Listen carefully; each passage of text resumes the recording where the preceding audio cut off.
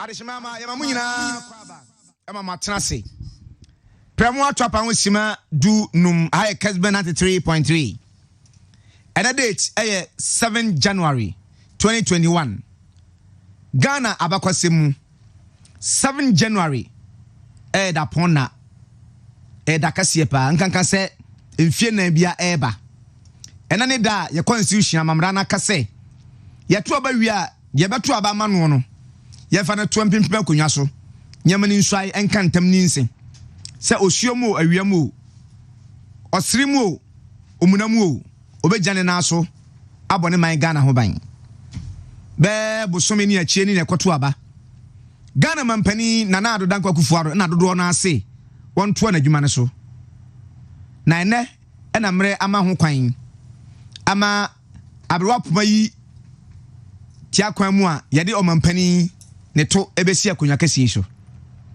historic pa na enra nonkron nondu dubaako eko anadwo no mienu no mu ama na mo hwe television de mo hunu say democracy no ejane na so pa na me proud Ghanaian ma ho say me Ghana ni na bibrem ha ye ka amane a akwadare democracy kabi na men kabi dodo amamuamu a o man Ghana ye ka ho enu anadwo na anopa ne esiye e parliament house no edi adanse pefe say Ghana ya makwan ema obi mfetu emedi ye so na mmom obi a wo ho kwan so ka ne ope na aboa amoman no I stable no wonder say nra edom kuma no egia wo na so a no mpese nka obede ne ma bi ebiti edom dodo no ni nyina mu kabi na mensumi kabi ewiase nyina ni age oman Ghana ho esan say for the first of its kind Ghana ya to aba opposition a take over ewo parliament house enya ofe enya wanwa dodo no mo ho omo kan nanso opposition nano ebro omo so amenne speaker of parliament yedi kan kura ewo Ghana memu a yenya opposition speaker of parliament mamenka wo se hwe no anya mfomso aba no omo to ena homachi dodo na se yi ya to aba tia MPP for me pa cho kai hunu se enya MPP for nkwa na Ghana for enya omo nkwa ne amanyeku e wo mayimu ti se ya to aba na tia MPP for a susu fa otiri ko hyejam na Ghana enya MPP for de Ghana for de a ni nyina ne se ye to aba emfie na wi a ye yi omampani na omampani na ba de akira ba de yeso na chief justice abisa no say hwan na ade na eba o metena konwam na wonye hyiamehene dodo amka se kasamafo da bi speaker of parliament onye kasamafo onye PR on kasama obi a o hyiame hyiamehene ogina benkum ani ni fantam na wo ma onsaso a wakase honorable asumasi yasema na woka we frɛ no ka kye aya wa makwan ono de wa hyiame a odi Ghana fontam na yeto aba wie yi mo mani tua se edom kuma no ebonyoso owura no nyamfo John Dramani Mahama aka kye ne nkrofo se wo monye demonstration na ebra ya mpanimfa kukudam ebo pini no se adanti na wo ya ma basabasa asi umam no sinye basabasa na emum right bibi anko ya ma ye ho kwan se ye yo kire o se ye be yo kire saa kuti se ye ne no Ghana fo beti no ma ye de pe amayen esan se me John Dramani Mahama ene ato abama me enye nana adodankwa akufuado ene bi nso ka kye ne se emre bi atwa mu wukuro no anso ye to abama ho ema nana ado se woni omunya adwene se ye de obetena konya so ena wonam otwerefo panini so ka kye nana ado se any idiot can go to court enti onko court na ache ne court kwan na sabe yesi aba ye de botachi no ye de boba ti se owura ni monyamfo ase dun katia ka kye John Dramani Mahama ene ne nkro yi kanema mpani yama mpani nana ado danko kufuado se o ye idiot onko court de a ene na adane abutu na o mpani da John Dramani Mahama so wati asem na so pam one mra ni mfo ahia kokuam omdo mo nsem nyina akodan court a ene enche Supreme Court betena asem ne so no mahwe na o mapani na dwabubre na mom obukọ court no nkyere se 7 January betwam wa bra ye fo mampani entra konya ne so ene ne da ye kusum amamere eri yema mpani Nana Addo Dankwa Akufo-Addo to apempema konwa so amana so afram akantam adinse say obesoma man Ghana said the sene fata me so ani die ma hwe obre no pramu ato apa won simaduo no 1220 high Kessben 93.3 FM suni enche na ye ko enkran popuni mantam ni akohwe kusuma mamra won mo yo ede ye mampani Addo Dankwa Akufo-Addo atena konwa so na ansana ye be ko ho na ye de o mampani eto apema konwa so no amamra ne hyase o Parliament House won makoy owura ni munyamfo Alban Kinsport Sumani Babin kane MP na Doli Kalio ana MP before so koyi owura ni munyamfo Aparachiki otim dada no a se ono a na ento aso eye twema mentwe eba ne saa no a omane a ye pedodo amamodie eye abato na omkoto aba no no owura ni munyamfo Alban Kinsport Sumani Babin ewura di kane a wono mom ene was Speaker of Parliament na mom oye NDC ni wanya MPP se da bia no wo be hura di kan mom na mpempi no ohu kani etena akonwa no so na we ankobasa eno na obi ka se wiase nyina enjoy Ghana politics esan say for the first of its kind our opposition are taking over our Parliament House we enyen tokwa efe na ekire ba bia o man Ghana ye de ye democracy na akuduru etiane ye ko parliament a die woye chamehene no eye owura no munyamfo Kessben Sumani Babin woye NDC ni ena na badi akire eye owura no munyamfo Joseph Oseiwusu Joe Wise on die obesie Joe Wise wa maintain ena fomena owura no munyamfo Asiaman so ye no second deputy speaker eti Parliament House ebe interesting pa eti mesrewo me ntwitiu say nyame ya adom a anytime bia ye ko Parliament House bia no ma waso emeho na hwe de besie ho be de pa e de na abamba bembe e de atia MPP fo e bia na ye de asem ya beto won se won sa wosoro na bia wabu na ni agusu no ne nam benkum eno nko na obetuen no no nto aba ne bi nanso wa influential leader pa o ka asem ya no pema me de wo se me kyemu nyina ofidua mu ha mfa ni die ento de da na yansum yeman Ghana ema man enkonanim fellow Ghanaians democracy ena ekoso no enye ntokwa enye mabo enye adapatwa enye atenie na emum oman ne nwono ena ye nwono no afeni ehun se ye nwono kenten we nam bekum we nam nifa we nam benkum we nam nifa moni yantena ne aka yedi mu bia no by the magic of Kessben 93.3 Kessben 92.9 Accra www.kessben.fm internet so atie for dosu pa eno mutie yen moni yantena your man in the afternoon Ali Baba Dankambari ene ma bifu me panel no ma shomu kina na nipa ne esese ye ka kire wo na esese wutie ene de fa fidie so abremu yi enche ye beko Parliament House forecourt wo ni akohwe ne ye koso na before that no Derek Kwambe fi Kessben FM anamusini mema na kwaba kwa me design ba majoso ade o she infinfi obi ana na untimi nkase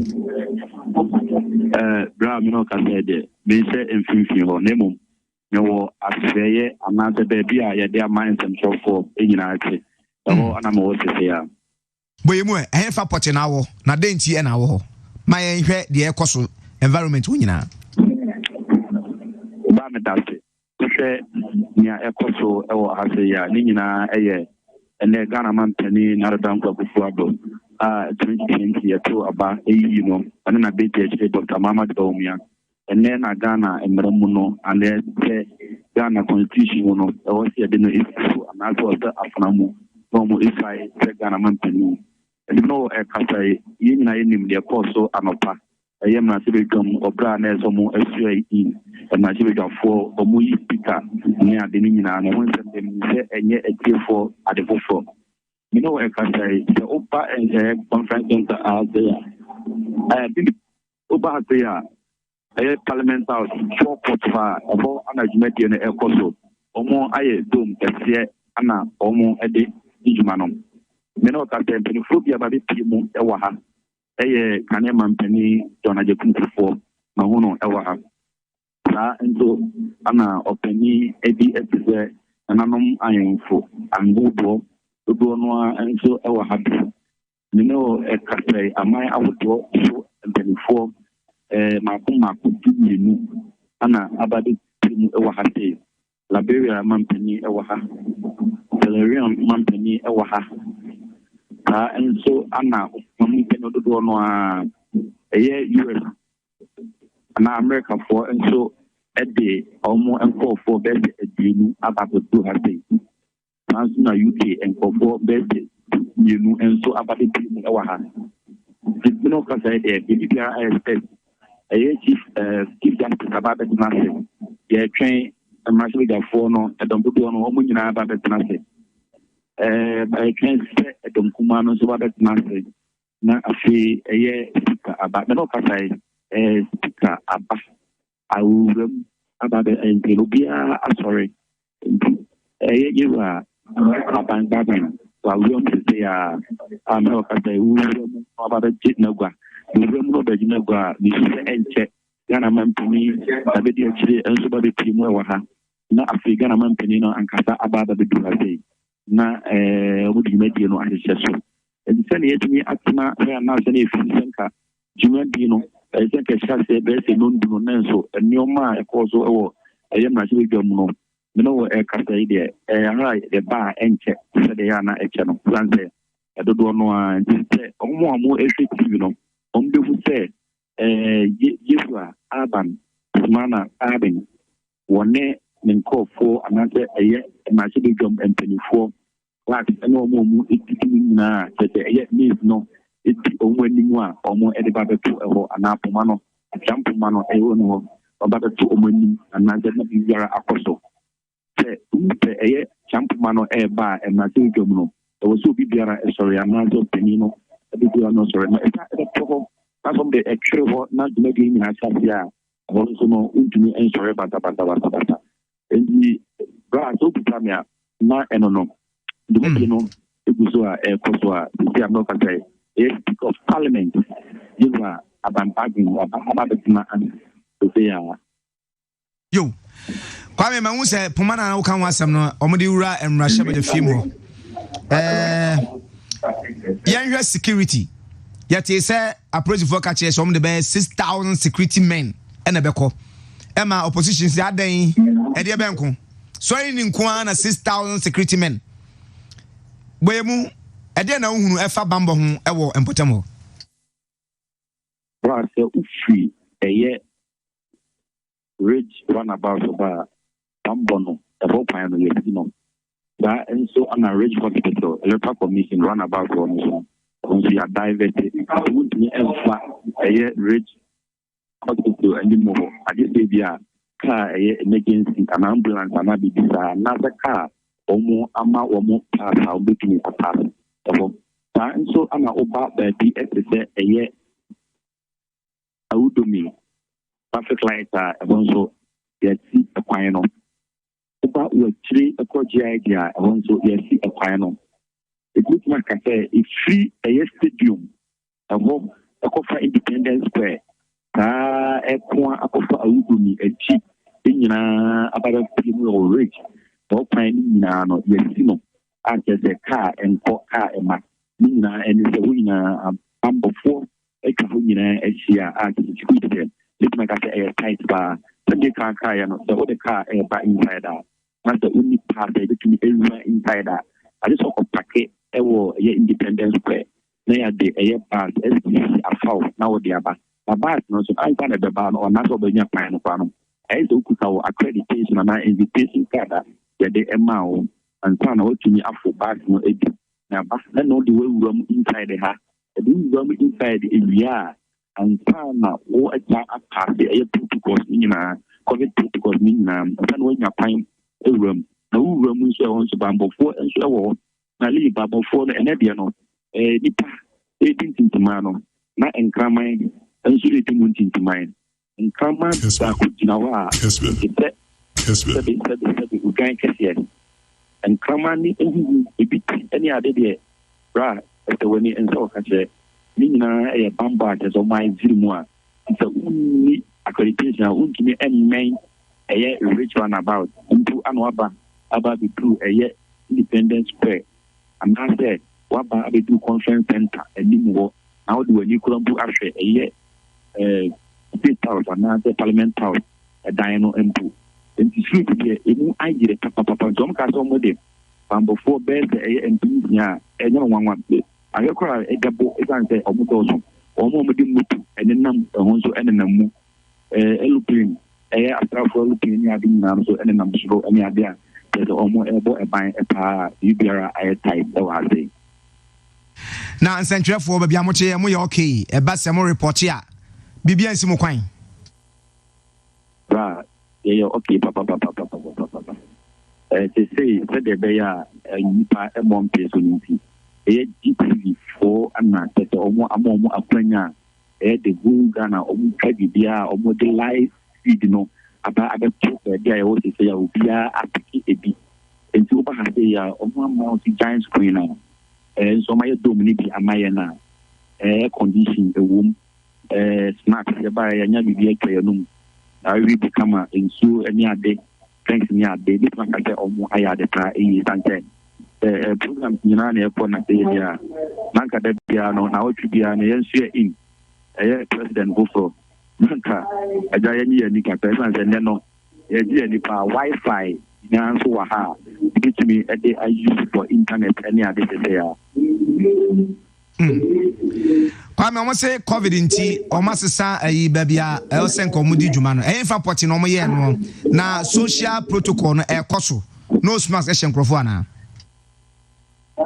baby omo ye no eye emrase bedwam omo car park ko no o se baby emrase bedwam fie ni esina omo car park enimu no baby ayaye nsu bi no ana se yaye bia ya na e kosoro no e car park no omo aye dum ni baako akese na emrase bedwam ankasa no e capacity na ni padodo a efa no eye 500 nenso ene dom no omo aye no ni padodo a efa no eye 1000 as the old bar of the front of the people for me. If I was out, lose my day, and Pia de Ebono. Pia de Ebono, I'm not a chief one, but also a shed the book one, but the Ebono, I know, or I say. The Brabis Macate, the big rather than Aquamu, as the honor, a pictures are, and not in a number, a mile more at the a call, and as on which may be a call about. Yo, Kwame yemfasi ana yenyao na bom pempen se de be ya bibia mfa ukon ho na de besi bia no obenya dia ma ye da wase pa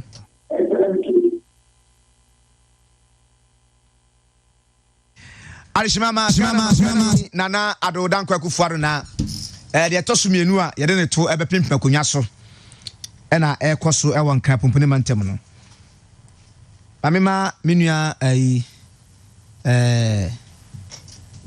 oye Kofi ana kwajo Kwame Frimpong ya oye my name obese the name say Kwame Sesiana ore fi mi di no say eba ne say wo tie efruti asa but I like it because ni nsi down kwa na esi nti ene ya ore fi mi di ene je nsi da masa ready in few na hwe ya ma mi sanka me sound shebe ba me jo so bra yankopon adu bi ya ni say we enjoy parliament pa yes because ene obi bia wanya mfihye du nwatwe bia no se woni da wa obesua de pa free enura nwumre be no nkron ebesi sabre e ya de sua galo kwame me ne won President of Côte d'Ivoire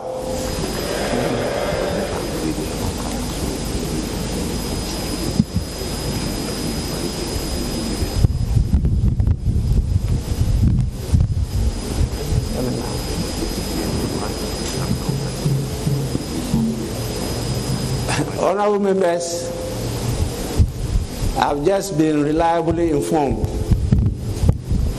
that His Excellency, the President-elect, is just at the entrance. And so I want to invite the leaders of the parliamentary groups in Parliament to accompany me to usher in His Excellency, the President-elect. After that, I will take some time to go through the rest of the names.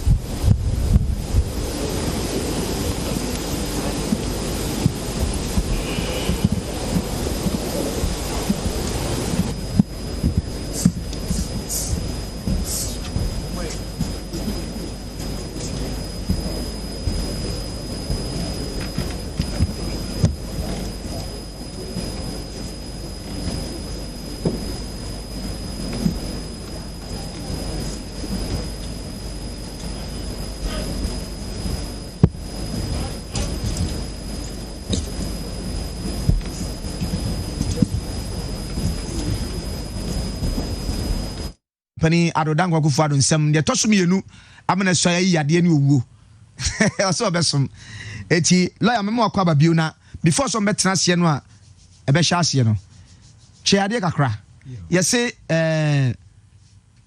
mfie na yamamuo no ikwa wi a ebo 12 anadwo a na parliament no yaguno ya hye fofrase constitution fahini na ewo botae benchi ene tisa na de be poti na wo se ekoso na de ye ene de constitution ka na bo abra ana ye na mra kwan so se say na two constitution ena ye fourth republican constitution aba ba be see so ya ban ne de course no nyina PNDC amamu ebetwa to na yame ayi adom pa me yetimi anya ye 8 parliament ni ba fi bia de tense ye to about 7th December we are ye obey 1 month ye 7th January na de ba bechi a ebo anagudum ye no pe na ado adwuma abawiye na parliament ni na so de abawiye enti je mu no se parliament mishia na ye speaker.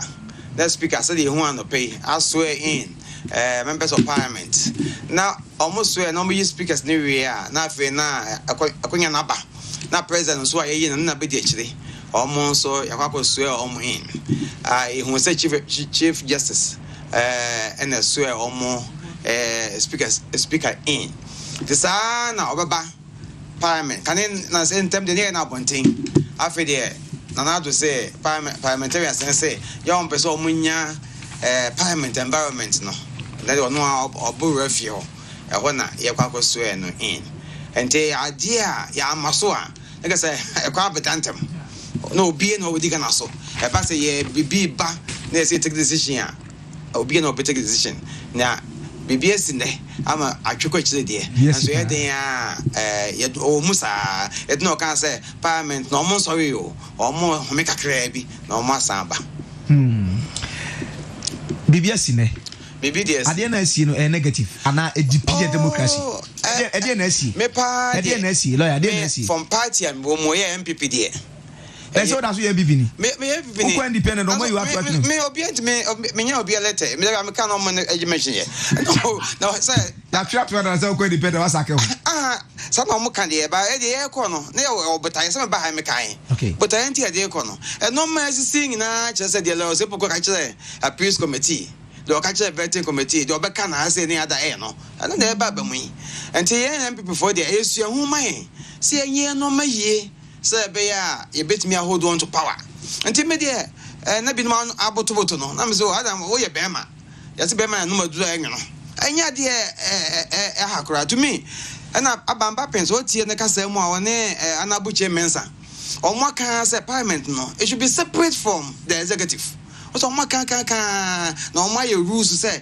ye behave say we challenge to anabo babin so on here said the ono aka no what the be adwuma media minso na ba go kra fi say so woni pa bia se be ade no nya o mo ka o ka ho o ka se bi na de pa o ta dan fo ni anabo jo se usu o ya dan fo pa o ta se ke se obi a o timene opposition o mo government etimi bossa no na hu se o esua de bi ana yesi ya passe sa mo lawyer money age hoin freedom for information ya ding na on na tie adwom aya omo butaye say enya parliament ni different and no can say bi ebi anti na ye o so we mama mo say 6 months pe dia mo ya emfa kwa mo no metorate mo after 6 months no mo nya ne sa bio ba mi say obeye sa so anti ya mi ya ni say parliament na e ba be parliament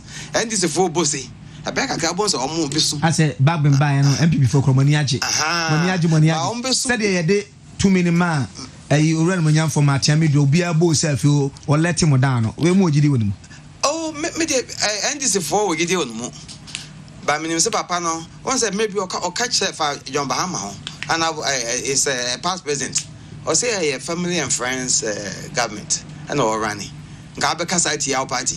Me obia me the way I'm coming from, the way I'm metie no. Me hu obi sa na ya me plan sempa. And they say nyina na ye no mayi. Omo parliament no. Omo obia no mayi. E say obia betan na so. Aye de so oye yi. na menim say a positive sign for yen na lawyer Anthony Osepoku no cresi enya hang parliament me hu ne sa tio wiase ya bibia no ho a adwom kopa ho we won say am body consensus so but na na so be the opebia adwom no so asa wutie ziga wutie kitchen PSC no obi o ka ho bia and be mo adwuma akoso me passport ba so wenim nti jola ka ango for fe no bona ba so say wotimi ne obi a bondo o man ne bondo o no obi a bondo a sa na so ye adwuma so pesa adwuma no koso a aye say consultation say binyanse ne ba ko fotim me menim say sa parliament we enye basase yesu no na me de ye mu bia na ye fight for MPP no na ye mpese na nado adwuma wa ye no e be ko basa na ye ka say ni sa nado a day MPP co position bankofo be ya me co position and they say no the akoba ne say say aban no ene parliament enya enkita ho a e be ko ye ba me say enye parliament be parliament obia mfa no boso nkasem bia obia enye de opebia ye nyina be body consensus kana mampani na nado dankwa kufu da wuram mahu se na bade chi Dr. Alhaji Mahmoud Bawumia so edi na chi a wo mu wuramu lawyer bibia sine ede na si bi no de bebe na si binise anabo ba ben no mo say ye to aba na bi no se sigi barot and so mo de church dey na no say no ntwe hi o tie ne wa bonti na yesi enkoda yi ye kwoto aba me kam le bi me pese me bo apia stadium di na so woto aba wo ashta ho wi no de chese mo heba bi amato akọ ye lambase pa na mra hye bajafo no omnim de no akoto aba de akere e kire sen e wi ase tie kire sen nti wo nyina kire sen me say en masa ebio na afi de to so say ye omo yesa enye de obi so kofa ba pepes monta ka no so de omo ye no no so nso ntwe ye na ye to sikan wan so wie ye nso a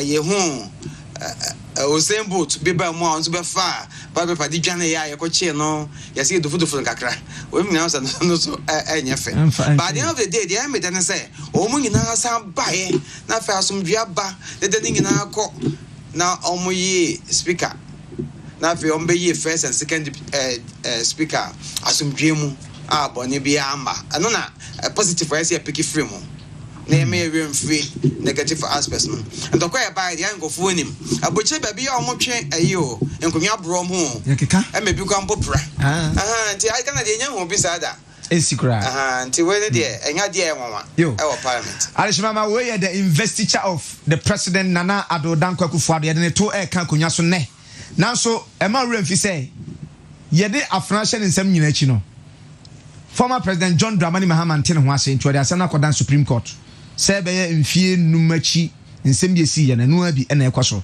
Ghana ye nyini e o democracy nti wo abonten na o party enya mo mpanimfo no de o mafamra kwan so enkwatwe aba kofa nkonti ma na no de anu ye bi no woni beba ho so na de aban katankanchi agu nsa wa bra wo mpanimfo no de o mofa emra kwan so Premo topa wusima aduanan miensa Kessben 93.3 FM so nie Covid report ziga wa ha lawyer Anthony Osepoku wa ha na miami nua Kofi Kwame Frimpong Sims ye drive time host ono so e wa ha no your man in the afternoon live abadan kambare me suma transia me nua me kan bomu na ya soma kua pisa sare bedi akonso te ya no a oye production ke kan ye man nyina bomu ziga akwaba yeah ja Kwame tiawa yeah Kwame it's lawyer Kasapa and I'm happy and me say I'm sharing the same platform with them because say we nya konya na say unya difosse na say ono mo share the same platform and microphone. It's a privilege. It's a privilege. I'm happy. Na and normal BS, you know, for instance, for the first time a few minutes to acknowledge them on your behalf. We also have in our presence His Excellency Professor Alpha Conde, President of the Republic of Guinea. His Excellency Mr. Macky Sall, President of the Republic of Senegal. His Excellency Mr. Mahamadou Issoufou, President of the Republic of Niger. The French, they say Niger. His Excellency, Mr. Rochmark Christian Kabore, President of the Republic of Burkina Faso. His Excellency, Mr. George Mani Weah, you all know him very well, President of the Republic of Liberia. His Excellency, Mr. Julius Maada Bio, President of the Republic of Sierra Leone. His Excellency, Mr. Umaru Sissoko Embalo, President of Guinea-Bissau. His Excellency, Dr. Bonito de Souza Baltazar Diego, Vice President of the Republic of Angola. His Excellency, Colonel Asmi Goita, Vice President of the Transition in Mali. His Excellency, Mr. Rui Figueiredo Soares, Deputy Prime Minister and Minister for Regional Integration of the Republic of Cape Verde. His Excellency Musa Faki Mahamat, Chairperson of the African Union Commission. His Excellency Jean-Claude Passy Breu, President of the ECOWAS Commission. Senator Friza Ifwa Asangono, President of the Senate, Republic of Equatorial Guinea. Our own Dr.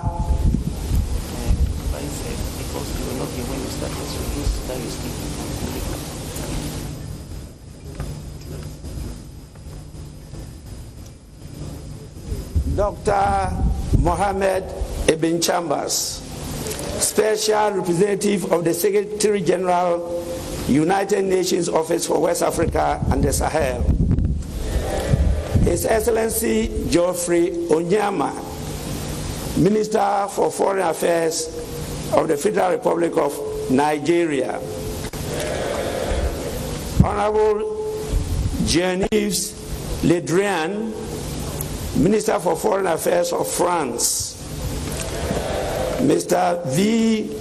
Muralin Harm, Minister for Foreign Affairs of India.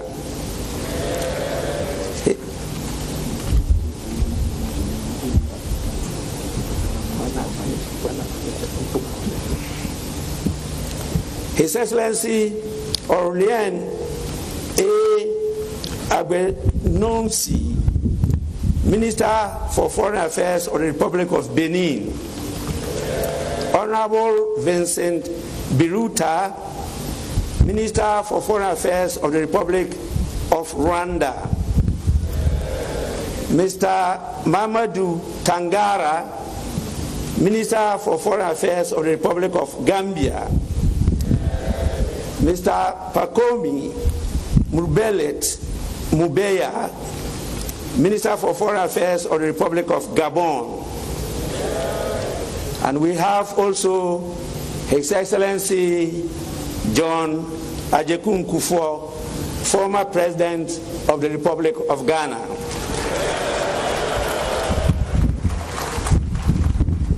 We have Her Excellency Hajia Ramatu Mahama, wife of the former Vice President of the Republic of Ghana.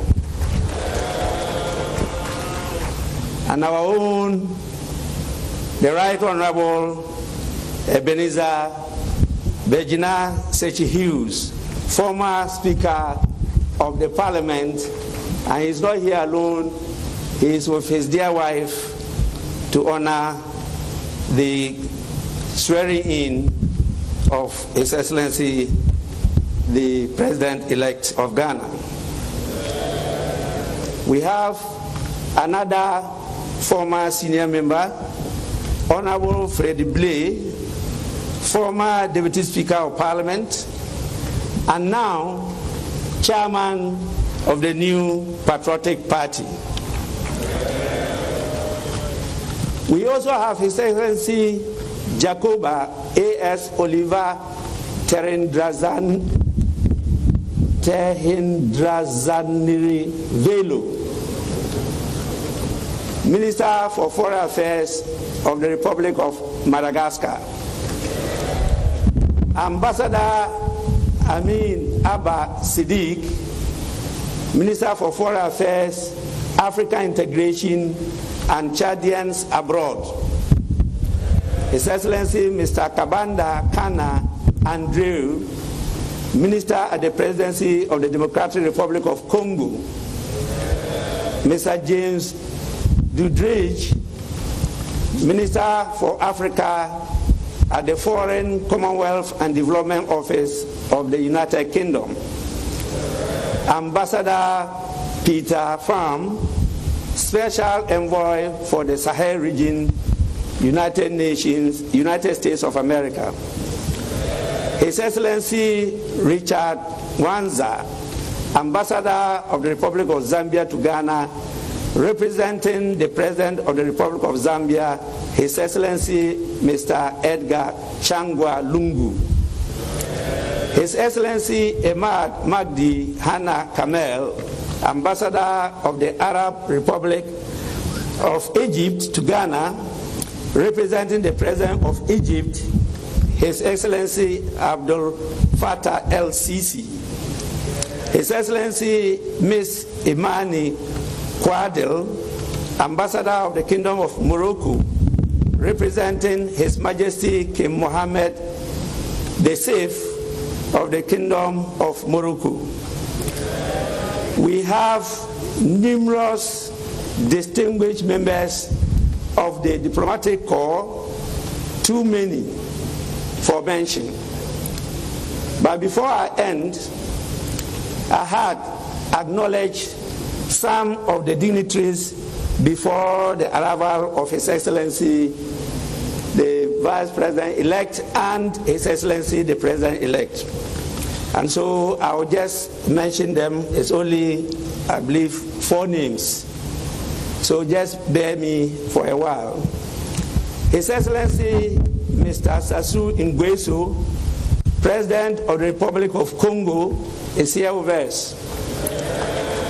His Excellency Mr. Faure Gnassingbé, President of the Republic of Togo. His Excellency Mr. Alassane Ouattara, President of Côte d'Ivoire. And I believe the last but not the least, His Excellency Professor Alpha Condé, President of the Republic of Guinea. It's important that I acknowledge the presence of my dear one,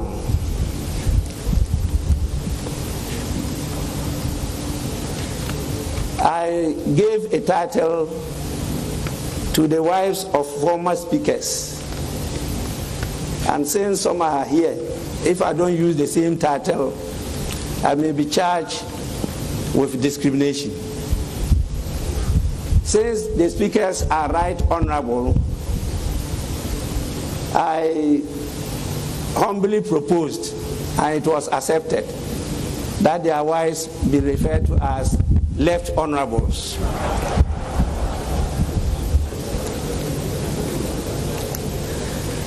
So my dear wife is here, the left honorable Alice Adjoa Jonas. Now, honorable members, with your kind permission, I want to, on behalf of the House and my good self, wish the visiting dignitaries a pleasant stay in our country. Without much ado, I want to move to the next item, and that is to invite His Lordship, the Chief Justice, to administer the oath to the Vice President-elect.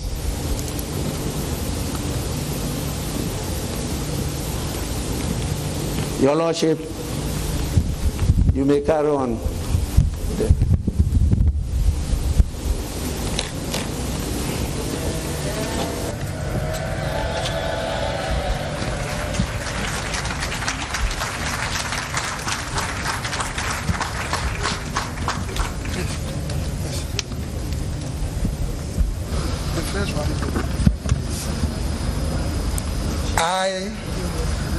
I, Dr. Alhaji Mahamudu Bawumia, do in the name of the Almighty God swear. Do in the name of the Almighty God swear. That I will bear true faith and allegiance. That I will bear true faith and allegiance. To the Republic of Ghana. To the Republic of Ghana. As by law established. As by law established. That I will uphold. That I will uphold. The sovereignty and integrity of Ghana. The sovereignty and integrity of Ghana. And that I will preserve. And that I will preserve. Protect. And defend.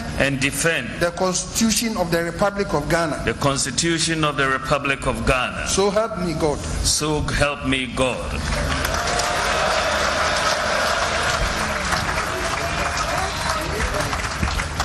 The oath. I, Mahamudu Bawumia,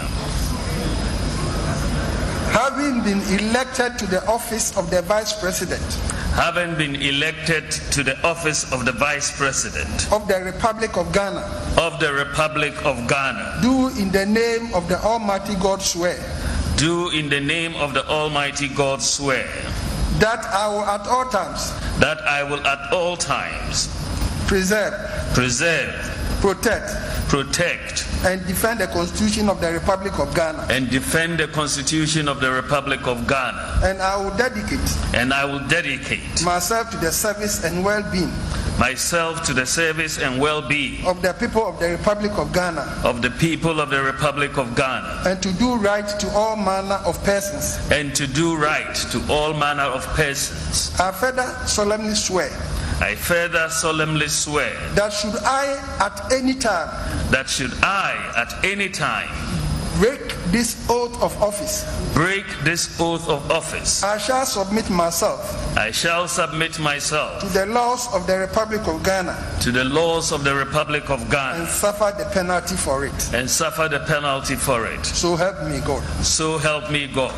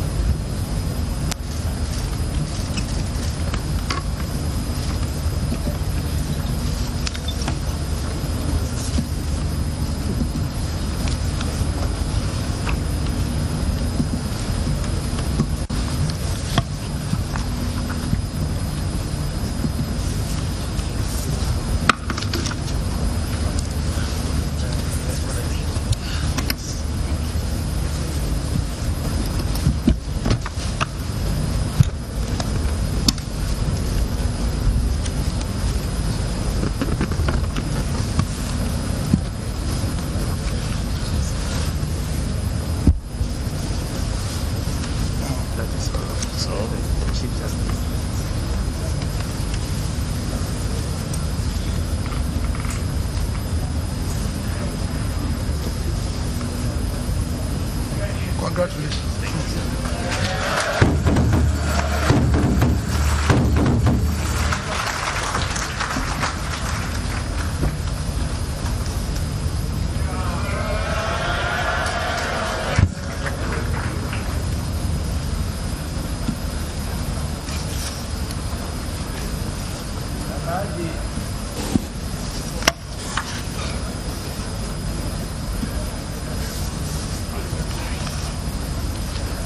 Alhaji Vice President, on behalf of the House and on my own behalf, I congratulate you on your assumption of the office of the land as Vice President of the Republic of Ghana. Congratulations.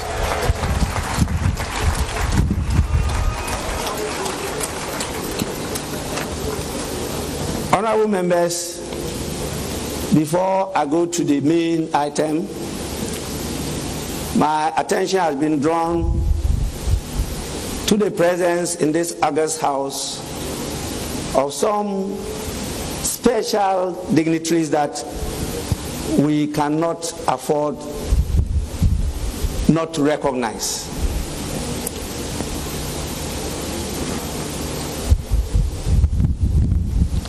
It's important that we recognize the presence of Her Excellency Rebecca Akufo-Addo, First Lady of the Republic of Ghana.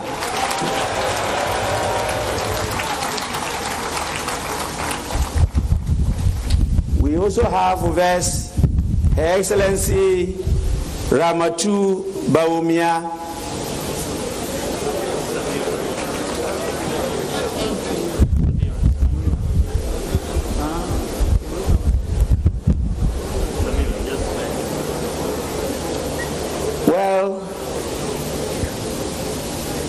I don't know whether she swore an affidavit to change her name, but that was what they submitted to me. So, Your Excellency, I apologize on behalf of the House for the mix-up. She is Her Excellency Samira Bawumia, spouse of the Vice President of Ghana, who is the second lady of the Republic. We also have our revered traditional leader, a paramount chief, but I'm not recognizing him because of that title. I'm doing so because he is the chairman of the Council of State in the person of Nana Otu Sribo.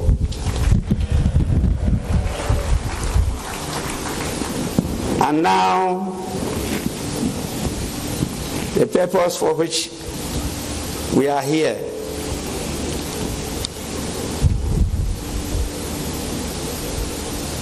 I have your permission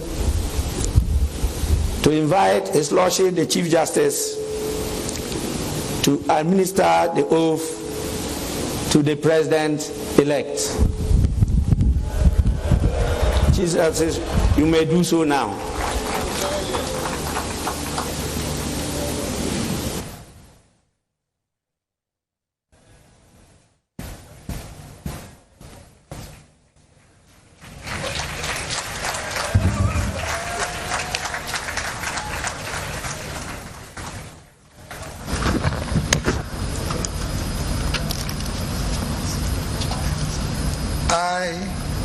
I, Nana Adodankwa Akufo-Addo, do in the name of the Almighty God swear.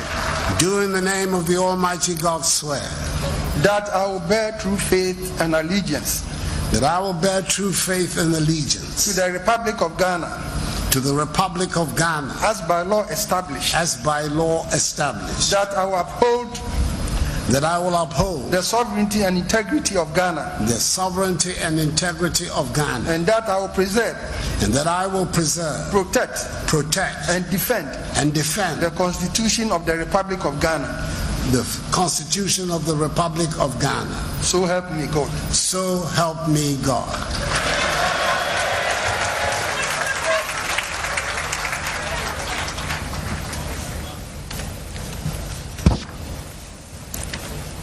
I,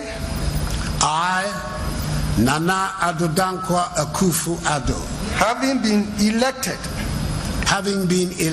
to the high office of President of the Republic of Ghana, to the high office of President of the Republic of Ghana, do in the name of the Almighty God swear, do in the name of the Almighty God swear, that I will be faithful and true to the Republic of Ghana, that I will at all times preserve, protect, and defend the Constitution of the Republic of Ghana, and that I dedicate myself to the service and well-being of the people of the Republic of Ghana, and to do right to all manner of persons. I further solemnly swear that should I at any time break this oath of office, I shall submit myself to the laws of the Republic of Ghana, and suffer the penalty for it. So help me God. So help me God.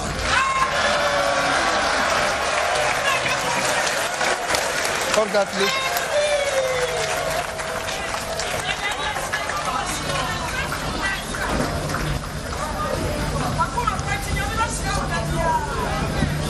Do you want me to fill this in?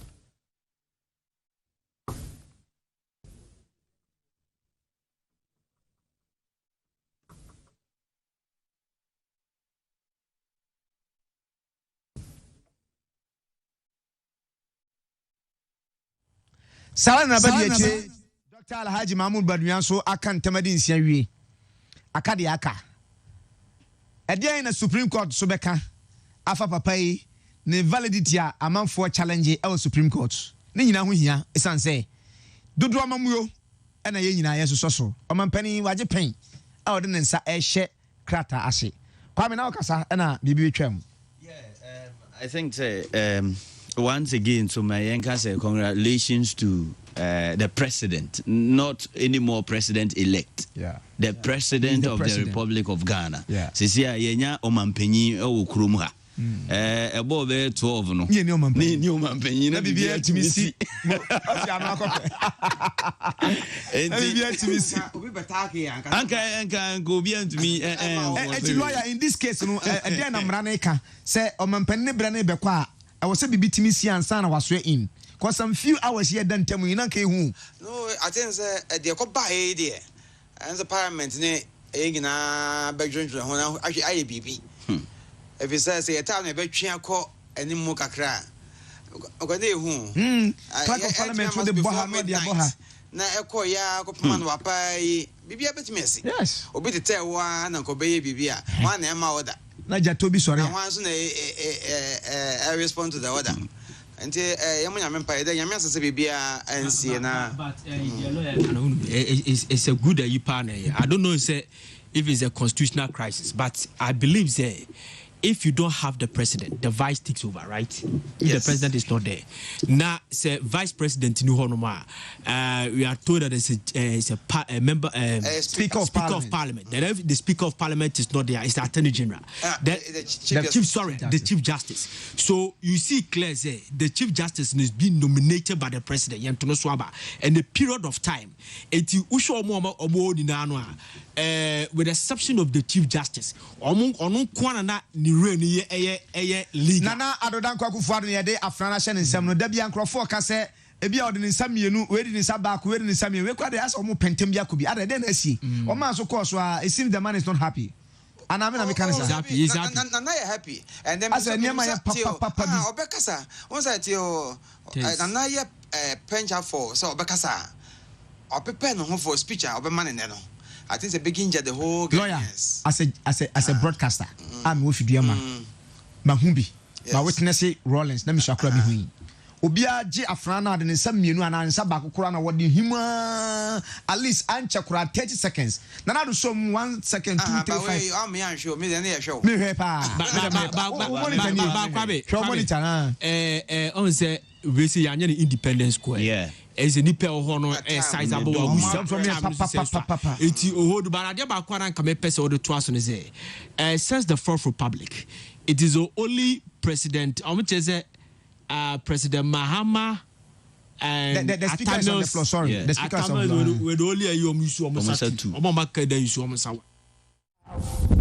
The pleasure and honor to invite the President of the Republic of Ghana, His Excellency Nana Addo-Dankwa Akufo-Addo, to deliver the inaugural address. Mr. President, you may proceed to deliver your address.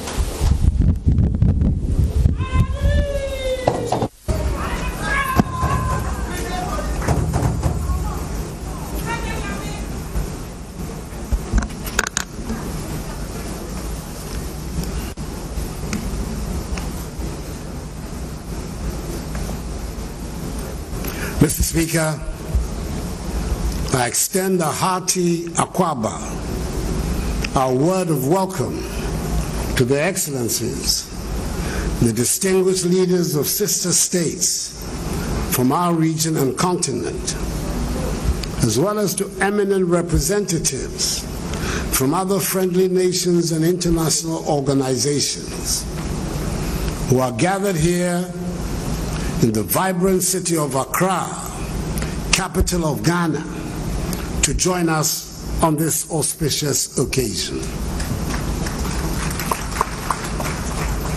I thank each and every one of you for being present at this inauguration of my second mandate, COVID-19 notwithstanding.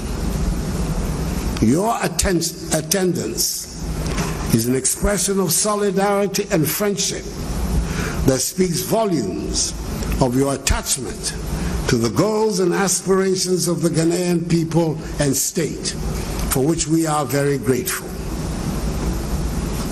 I must at the outset express my warm congratulations to my good friend and colleague of many years in this House, the Right Honorable Alban Sumana Kingsford Bagbin, on his assumption of office as the Speaker of the 8th Parliament of the 4th Republic. Nearly 3 decades of devoted service to Parliament by you has culminated in this moment, which has seen your elevation to the 3rd great office of state of our nation. Together, you and I will be chartering new territory in the governance and politics of the 4th Republic.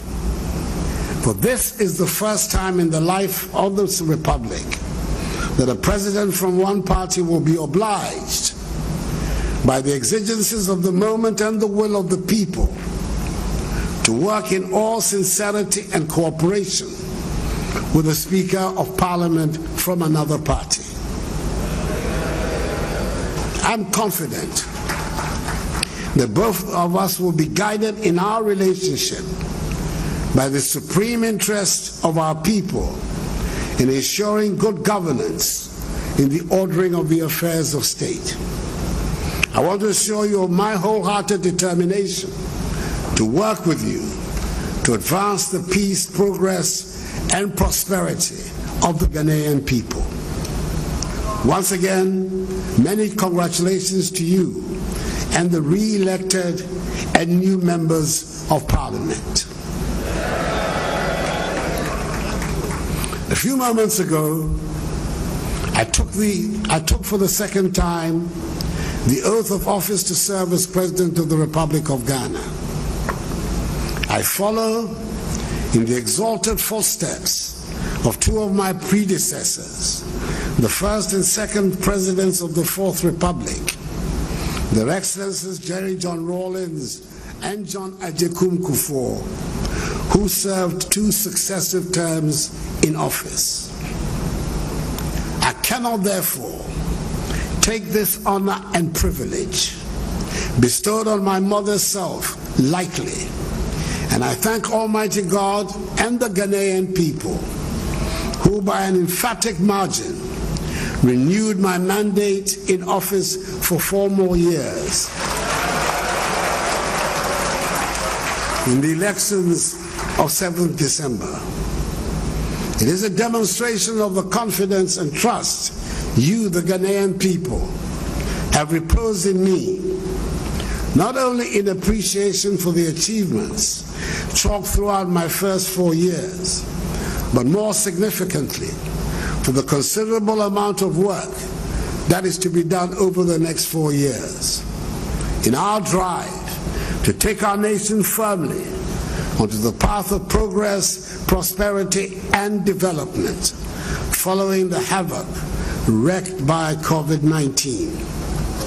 This is a task I wholeheartedly accept, and I assure all Ghanaians that I'll do my best to deliver on this mandate. The accomplishment of this mandate is going to take place within the context of Ghana's maturing democracy. The Ghanaian people have manifested time and again in these 28 years of the Fourth Republic their determination to build a free, democratic, peaceful nation which is respectful of individual liberties and human rights, the rule of law, and the principles of democratic accountability. A governance structure built on the separation of powers provides the best vehicle for the protection of these values, with a well-resourced judiciary and parliament as the principal accountability organs of the state. This has been the main thrust of public policy in these past 4 years and will continue to be so in the next. The unity and stability of our country are the welcome outcomes of such a development. This is how we can ensure, in the words of one of the great figures of Ghanaian nationalism, the illustrious Joseph Boachi Dankwa, that we have, quote, a system of government under which those who are in control of government are under the control of those who are governed, unquote. Mr. Speaker, the sheer can-do spirit of the Ghanaian, which I have witnessed all my life, is the bedrock on which we can build the Ghana of our dreams. Indeed, 4 years ago at my first inauguration, I urged all Ghanaians to be, and I quote, citizens and not spectators, unquote. I appeal to you to be active participants in the effort to help build the Ghana we want, the democratic, free, prosperous, and united Ghana envisaged by our founding fathers as the Black Star of Africa. In my first term as president, I was able to count on the contribution of all citizens in attempting to create this Ghana. What I have seen these last 4 years is further evidence, if any were needed, that the Ghanaian will no longer accept poverty and deprivation as his or her portion, but is rather determined to work to chart a path of growth and development for himself or herself. Today, our economy, even in the face of the global pandemic of COVID-19, continues to show resilience and a much faster rate of recovery than originally envisaged, and was indeed one of the fastest growing economies in the world in 2020. Ghana remains one of the most attractive destinations on the continent for direct foreign investment, with the presence in the country of some of the world's largest conglomerates attesting to this fact. Establishing a strong economy, undergoing structural transformation to value-added activities, which will generate jobs for our young people and enhance their living standards, will be the main preoccupation of my second term. Together, we're ensuring that the basic tenets of social justice are met. Many said it was beyond us, but we have ensured that financial considerations no longer determine the fate of the Ghanaian child. Because of the implementation of the free senior high school policy, once willing and able, senior high school education is the minimum education to be received by every Ghanaian child. Access to quality health care is no more a luxury ordinary people cannot afford, following the revival of the National Health Insurance Scheme. Our aim is to reach universal health coverage as soon as possible. Food production has increased significantly, and a conscious effort has been made to improve the living standards of our farmers.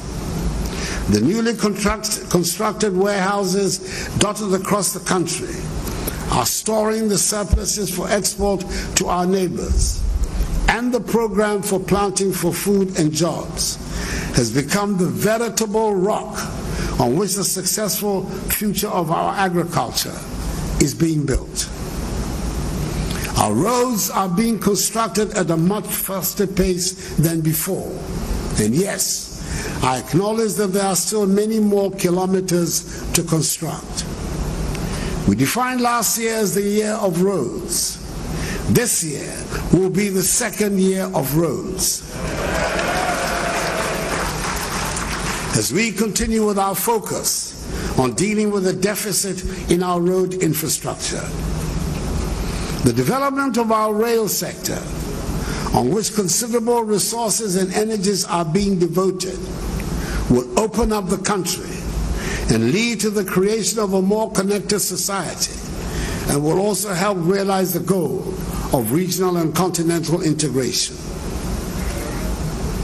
The arrival of COVID-19 drove home the lesson to all of us that we have to be self-reliant. The pandemic has emphasized the fact that we cannot continue to be living on edge in a day-to-day economy. This is dangerous for our survival, and it's important that we set up buffers of protection in all aspects of our lives.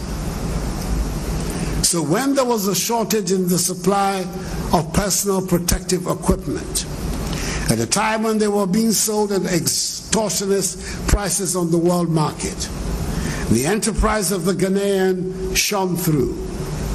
We produced right here in Ghana our own sanitizers, face masks, medical scrubs, gowns, liquid soap, amongst others. We can indeed build a Ghana beyond aid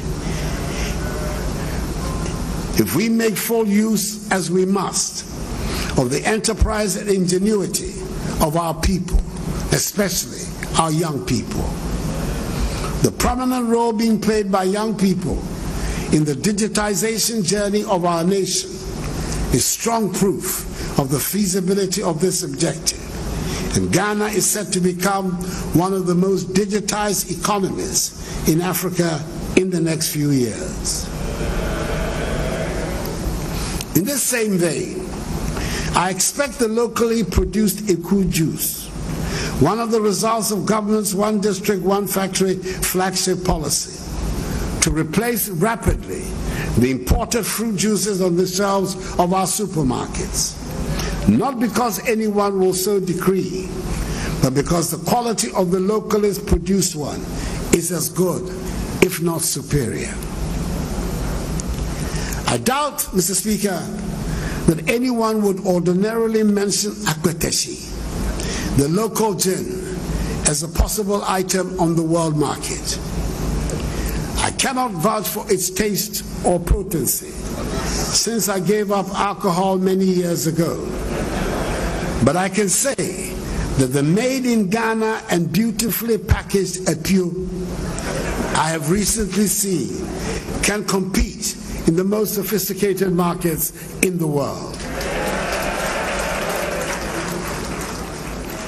My boundless confidence in the energy of the Ghanaian makes me believe that we can become the prosperous nation we aspire to and soon. We have good reason to be proud of what we have been able to achieve so far. Mr. Speaker, we know that the democracy we seek to build and entrench in Ghana will ultimately succeed if we build a prosperous nation and our people are at peace with themselves and with the world. I pledge before this august house and the good people of Ghana that I will do all I do will be for the common good. And with the firm foundation laid in my first term of office, we shall take a significant step towards reducing the infrastructure deficit that has placed us all throughout our nationhood. The remaining 15% of our communities without electricity will be covered by the end of my second term. We have already begun constructing hospitals in the remaining districts that do not have one, a process which will be completed within the year.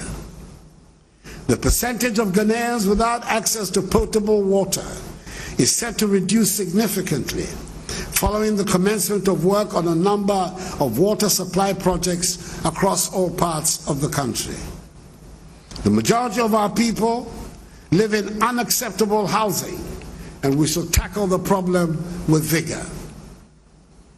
With discipline and caution, just as we have done since March 2020, we in Ghana can continue to reduce the number of active cases of COVID-19, which currently stands at a little over 900, and open up our country again to the rest of the region, continent, and the entire world.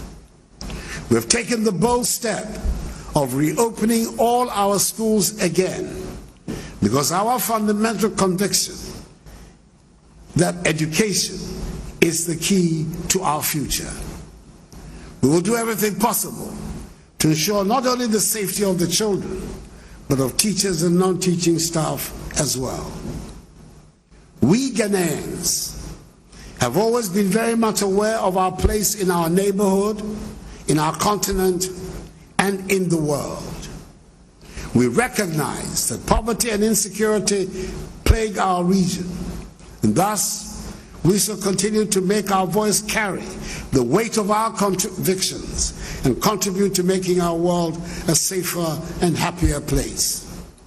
We shall play our full part in the deliberations and activities of all the organizations to which we belong: ECOWAS, the African Union, Commonwealth, La Francophonie, the United Nations, and others. Ghana, which has the privilege of hosting the Secretariat of the Africa Continental Free Trade Area, intends to be one of the main drivers of its success. The AFCFTA provides us Africans with a great opportunity to exploit and develop our resources for the benefit of our own people and end the centuries-old exploitation of our continent's vast wealth for the benefit of others. In the words of the historic first leader of our nation, the celebrated Kwame Nkrumah, and I quote, "It is clear that we must find an African solution to our problems, and that this can only be found in African unity. Divided we are weak. United, Africa could become one of the greatest forces for good in the world," unquote. To my fellow Ghanaians, I invite all of you to join in the exciting business of developing our country. There are endless opportunities if we remain united. What our forebears dreamed of, we will achieve. If we inherited dreams and visions from our founding fathers, we should leave legacies of achievements and realities to our children and their children. For I believe in the limitless prospects of Ghana and of us, her people. So let us be up and doing, and with faith in the Almighty, seize our destiny. Mr. Speaker, may God bless us all in our homeland, Ghana, and make her great and strong. Your Excellencies, once again, Akwaba, I thank you for your attention.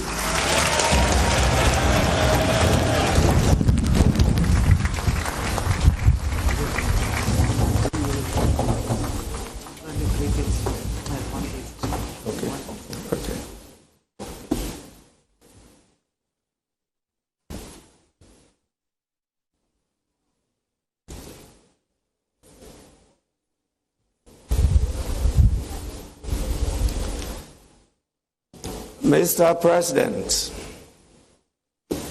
on behalf of the House and on my own behalf, I sincerely thank you for your inaugural address. I also wish you and the Vice President well in the administration of the country.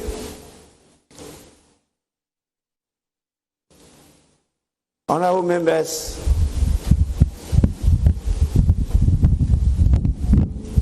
having listened to His Excellency the President, I think the main item is over, and I want any indication from the leaders of the House.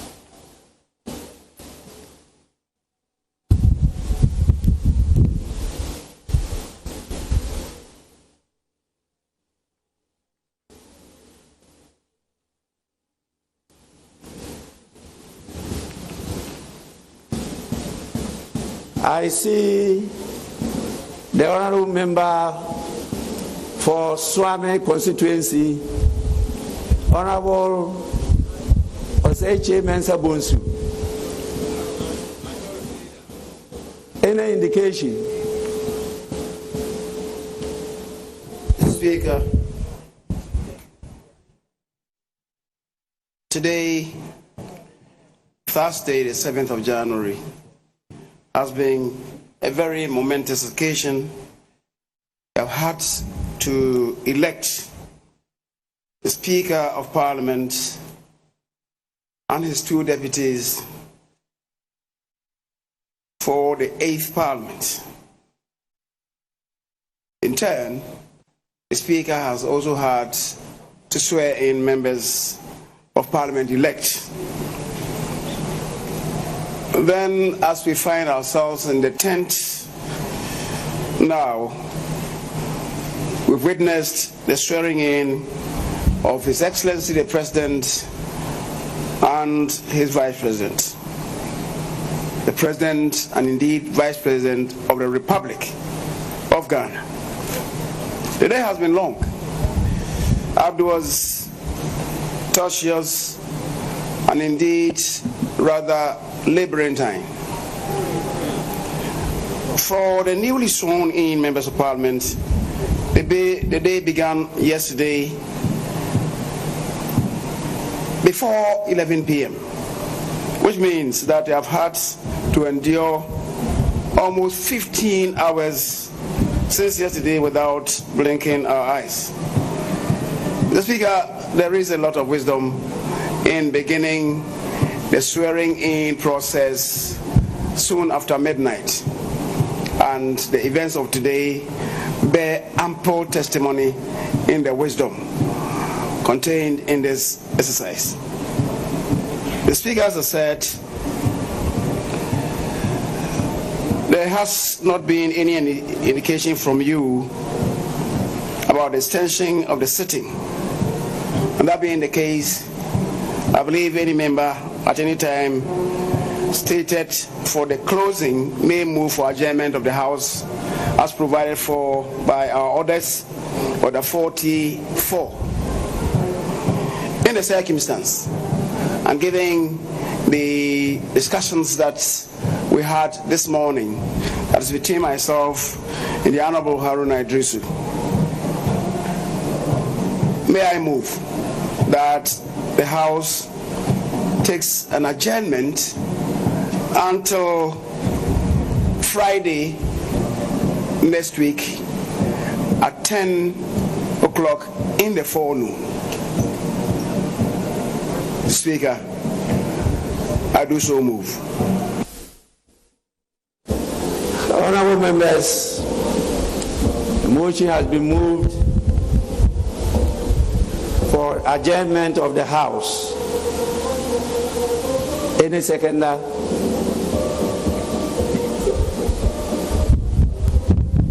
Sorry. Right Honorable Speaker, I beg to second the motion.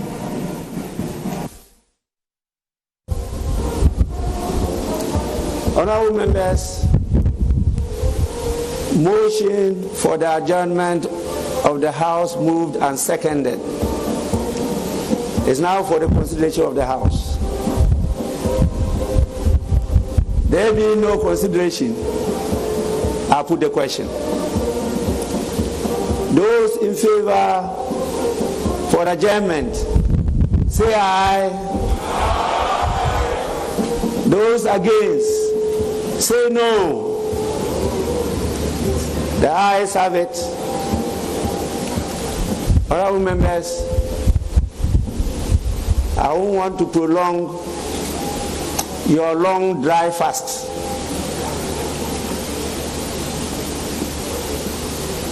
I have myself fasted more than I've ever done.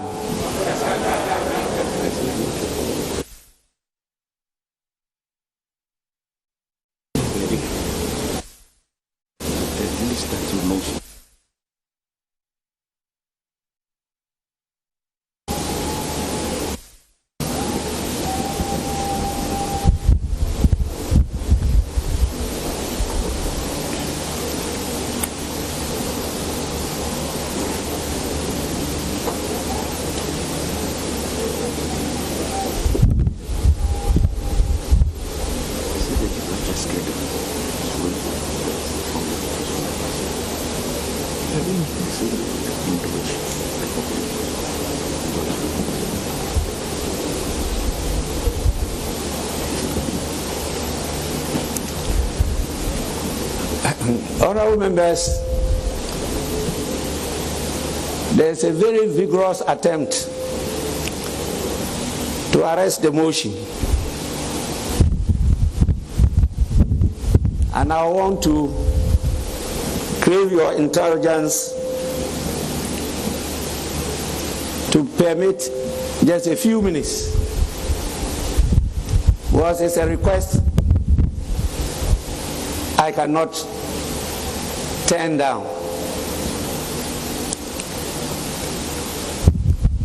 We are being called upon to give an opportunity to one of our visiting dignitaries to at least say a word or two of gratitude to His Excellency the President. This is the request, and I'm told it's coming from the highest office. And so, with your kind indulgence, may I invite His Excellency Professor Alpha Conde to say a few words of thanks in response to the inaugural address of His Excellency, the President of Ghana. Your Excellency, you may proceed to the podium.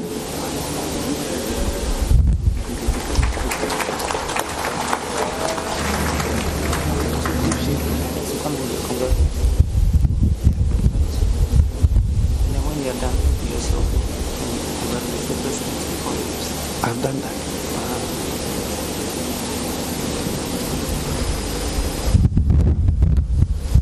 Je voudrais dire d'abord que c'était un grand plaisir, un grand honneur pour nous d'assister à la prestation de serment de notre frère et ami président Nana Addo, d'autant plus que nous n'oublions pas le rôle qu'a joué le président Nkrumah. Tout ce qu'il a dit, c'est vérifié. Il a dit, si l'Afrique ne s'unit pas, voilà ce qui va arriver. Et tout ce qu'il a prédit est arrivé. Donc c'est une grande fierté pour nous de nous retrouver au Ghana. Et nous remercions tous les chefs d'État qui se sont déplacés pour rendre hommage à notre frère. Et nous savons que sous sa direction, le Ghana va faire des pas de géant.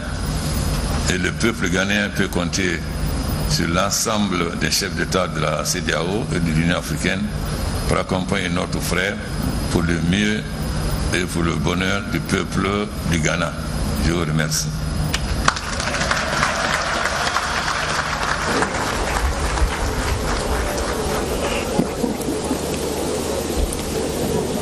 Your Excellency, Professor Alpha Conde, on behalf of the House, we want to thank you so much for the words of congratulations. In fact, I started revising my French notes, and I think I got a few words of what you said. We thank you so much.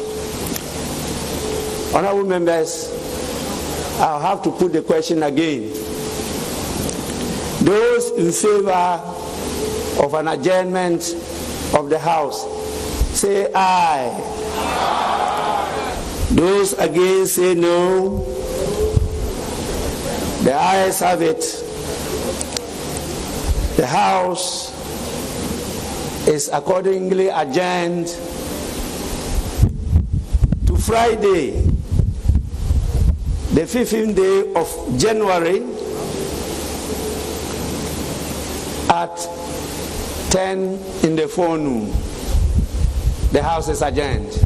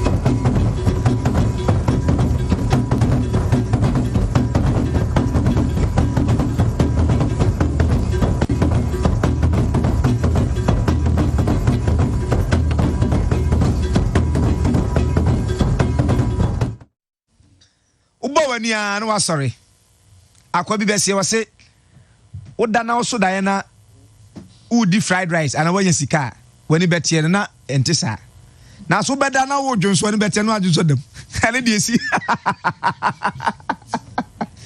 ti dia kosi ya no dia koso ya ni pitiri finally papa no yede ne to apempema konwa so a ene yene mu kasa yi nana adodanko akufuare Ghana fododo na ase na to aso eti wo to aso na mmom emawura mfi se nipa bi ntene ho ase ode asem na akodan Supreme Court we ye democracy suban mu ba kono no court nso agina tum so ye Ghana ni wahwe ne nkrata mu na mrepam obama ne kwan no ne na dancefo aba abecheche nsem ne entia kane mampani John Dramani Mahama SSA isi wa muyasem ni ye ne senti wa makwan me nkoto asem aba no foforo ipa to hwe on bera bo se don kwa aba pa nsima aduanan ensia 146 Kessben 93.3 ene eye January 7th ene na woche pepe ne yekoto aba na esi adwoada ene ne eye yawada o mampani ye ne to aka kunya ne so awie mbadwafo wa ha ipa cho koso na ne entra na afena nsam ye be ne autopsy amamo me sabe nkom so Kofi point ziga ashujwa mi ko panel mi shia ye somo na me wofa ai lawyer Anthony osei pokunso wa ha ena me nua kuma Kwame Frimpong Sims ono so ye colleague e wo fidiem ha mama kwa ba mama asetena biu yeah Derek Kwambe fi Kessben media na musini e wo enkra pomponementam Kwame mama kwa ba biu bra ma so jumade na ba wiye ede na si ye obese ye tikwa ayante ana ye hunu boyimu bra de esi ye ene se ye petna aha fiti enra anadom be se dubakon ema ade chen ye anopa be se nundu emra se bedwafo of NDC MPP omo etumi edre daria kusi se etumi speaker of parliament nanka ye hwe ni mu swearing in anka eye edom kuma no NDC for no omo ebeba nenso se na omo ekotromba se omo kono no omo kwa no enya dia omo etumi eba be pie mu e wa ase na adia ba ko ali nwanwa ene se o hwe program line out ana se bruso no ene omo edidi juma no e wo program na se no se o hwe mu a bibia no ma men kan kakra say we a program for the inauguration ana adodan ko akufu the president elect Alhaji Dr. Mamadou Bawumia, vice president elect forecourt of the Parliament House. Thursday, 7th January 2021, 11 o'clock. Enti, ubie bukurumwa, Ghana man penifoni edaho, president elect. Osakwa, vice president elect. Ubie kwa, Right Honorable Abansman and Dagben Kingsford, Speaker of Parliament, Nedi edaho. Chief Justice Emin Yabua on also Ebio. Na enona amanfo bi no ayo mo na se na buku yi je nye siana ya print book no ya print book no dada it's not said there na so dwom omu ye ni nyina no na omu nim dada na se no mo aye dada na se ade amanfo adwenwu ayo mo prekesen e wa ha se amanfo che se ebinom enhye da enti omu enhu ase enti ali na de asi akire enonom na me no kasa yi afi na ampanifo no enyina eba abonten na je se omo ahwe na omo etumi akọ ma me hwe tibli kaka ya na nke person ka NDC fo no bi ebenya bi no mo akata nenso enne na de a omo esi ha nenso ye hwe se mpo MPP amanyokuo no ampanifo a eba ye eni bi na se bedwafo no ebenya ba ko bi no bi na abonkoma menya Vincent Echo Asifua, youngest MP, Tafo. Honorable, you drink one? Nah, I was your youngest. But that is youth, in general, youth, no. I share, say, on Yamiadum, Libera Abamari, a day and a walker. Jericho was a Daniel Mochi Jampon, young Popon, Diama, my Ghana. Why, Diama, the executive branch of government. Ana ye na Sir Johnson so me di kan ye nya a tone between the House or the chamber for the first time. MPP 137, NDC so 137. Now, the woman say independent candidate back on to come home or declare so then so they go MPP. And the ocean Pontano, not to say MPP Amano a year majority. As you see, also there, we have constitutional rituals. Now, and Shane Piano is showing. President of the Republic of Ghana after Ghana fought about Ediamano. He said, "Oh, you know, Penukwa, a free amama with so and so back. I'm a Jumaji, Ababe, and for ensuring flu or bra is here. And I said, Yami, I fear that a buying an out here by fear that I no man means, and I would have a constituency for I share your fruit of Adia. A year or some a decline, the autosumi nuso or some Anna, the autosumi and sans so a or some Sadia may say, I'm a baby, a diama, a year old of a constituency. If you said they've chosen me to be their prime minister, Paris in Parliament, no, just say, maybe you manum kind. Now, you bet my yaman puntua, then never old of a constituency. Okay, then I say, I'm puntua. Can I say, a year MP for Mencianov. Because you cannot do and so on also on the youth so can be. I feel on also about honorable. At the end of call for anymore. You see, I had to work. As you said, the call for anymore or someone about the soon Ghana my any impression so impression I mentioned not. I'm not the other same Ghana my name no one to be in Puntu bit near Bagana, maybe as soon as you for force. I know you may dinner, Yabani, Yababi, and only have a video moving free or. Yo, yeah, that's it. Now, also, Eddie, no, Manche, MP for Manso, Edubia, I say, you are from Poado, honorable. Also, oh, you say, you see, the idea question. 4 years here, the said the president kind of say last year of fruits. This year, year of fruits also. I don't know me, because the Makoma Swama contractor, but it was a few weeks. Yet also no. The bet me you can hold you for 1 to win, member your kind and name in the palm. Once then I prepare 15 hours near Yanai. Oh, to the bit to for vacancies away. What is the Anna? In National Fono, NPP, Amaruno, from there, free Hanano, another chamber honor, Anna Omo Eba, and Omo Ahome, Pra, do to Mr. Ebre, Ancasa, Omonim. Nana Pesa, Nina, a year, a man, Pinion Omonso, Ebo, and Como.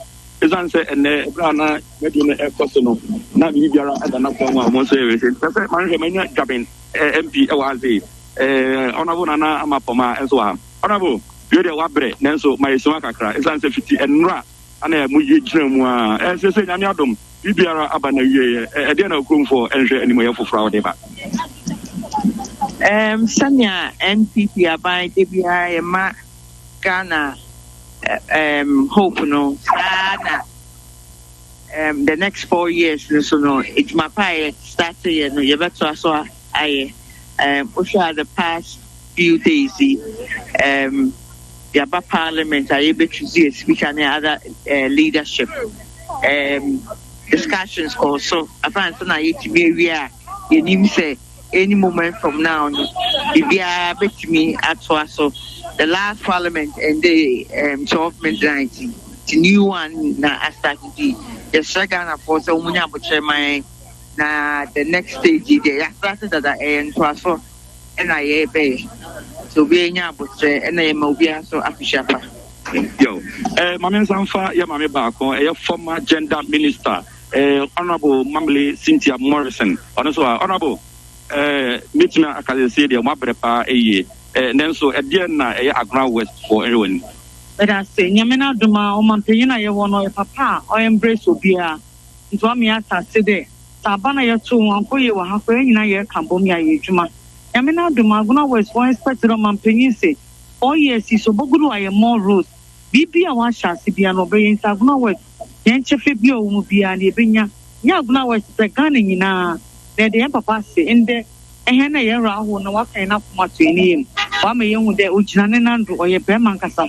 Then you know, say Bobo Nichi Dom. Be it my Gromagano or Fanicham paper, but that's it. Yo, and you know, I can say, not I don't know, not a person can be honorable excellent, and can know Abon Como, as I say, near the or and the minimum say a quina who one Nanke Emperor or no so, near no, and more and Como Kaka, honorable titles, and so I say, or no, so you know, I say, Benyan and Nabon, I can there be son near a buyer, and I'm so a man or a cotam, a year papers, a man, you are a year, or I say.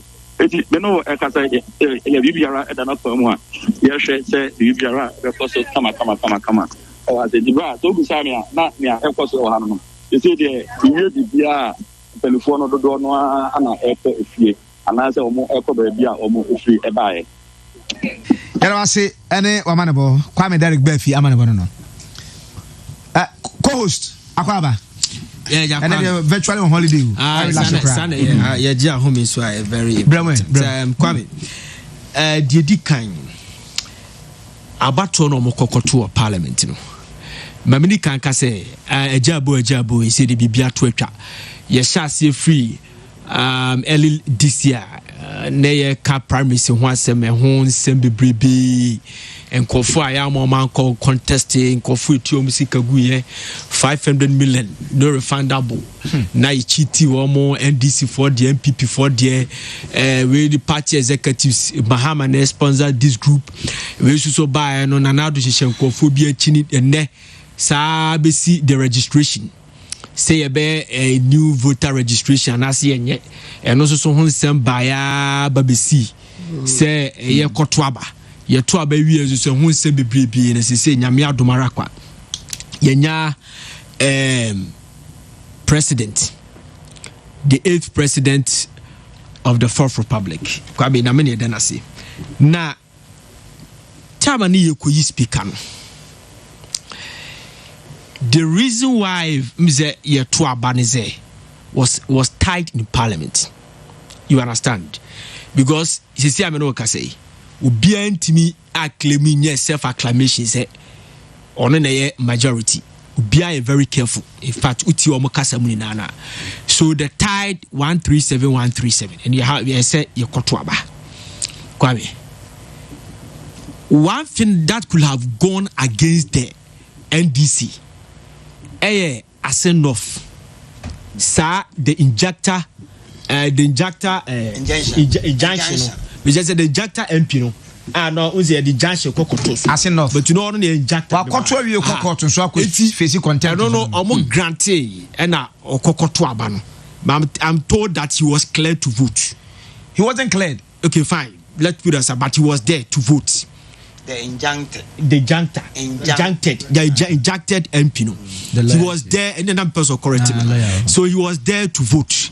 I don't know, say minimum say House of Parliament, the August House, full of legalists who allow somebody who is being injuncted, so control. We don't know the reason why they allowed him. But if Sesanka Amasanwa and Kebia Honorable Mike Okwe, everything I say true. It's the NDC had their full 137. The NPP had their full 137. And the former man say NPP and NDC, we should have experienced one vote different. We should have been 137, 138. The boy, see, former air to ama NPP. Say NDC now 137. It tells you clear that all the NDC members voted for Sumanu Bakbe. You are with me? Good. Same people control banner or deficit of 2. And that's a 1. Abra, they have 137 plus an independent candidate 1. Say he going to work towards NPP. That's a MDPP bad deficit. Me and Kofa say because one spoiled ballot. One spoiled ballot. So one spoiled ballot. I'm telling you by fact. Take it from me. The person not to wash it. Tuna ekotia MPP for. The difference is difference ni two good no baako say to ma your friends say Babin and baako say na baako na say no otoi Emma your friend Michael Kwe and otwam and obetoma Babin good I said the mahu and the kwame dey mahu and dey spoil yes 80% me che say ntwamo na ntwaye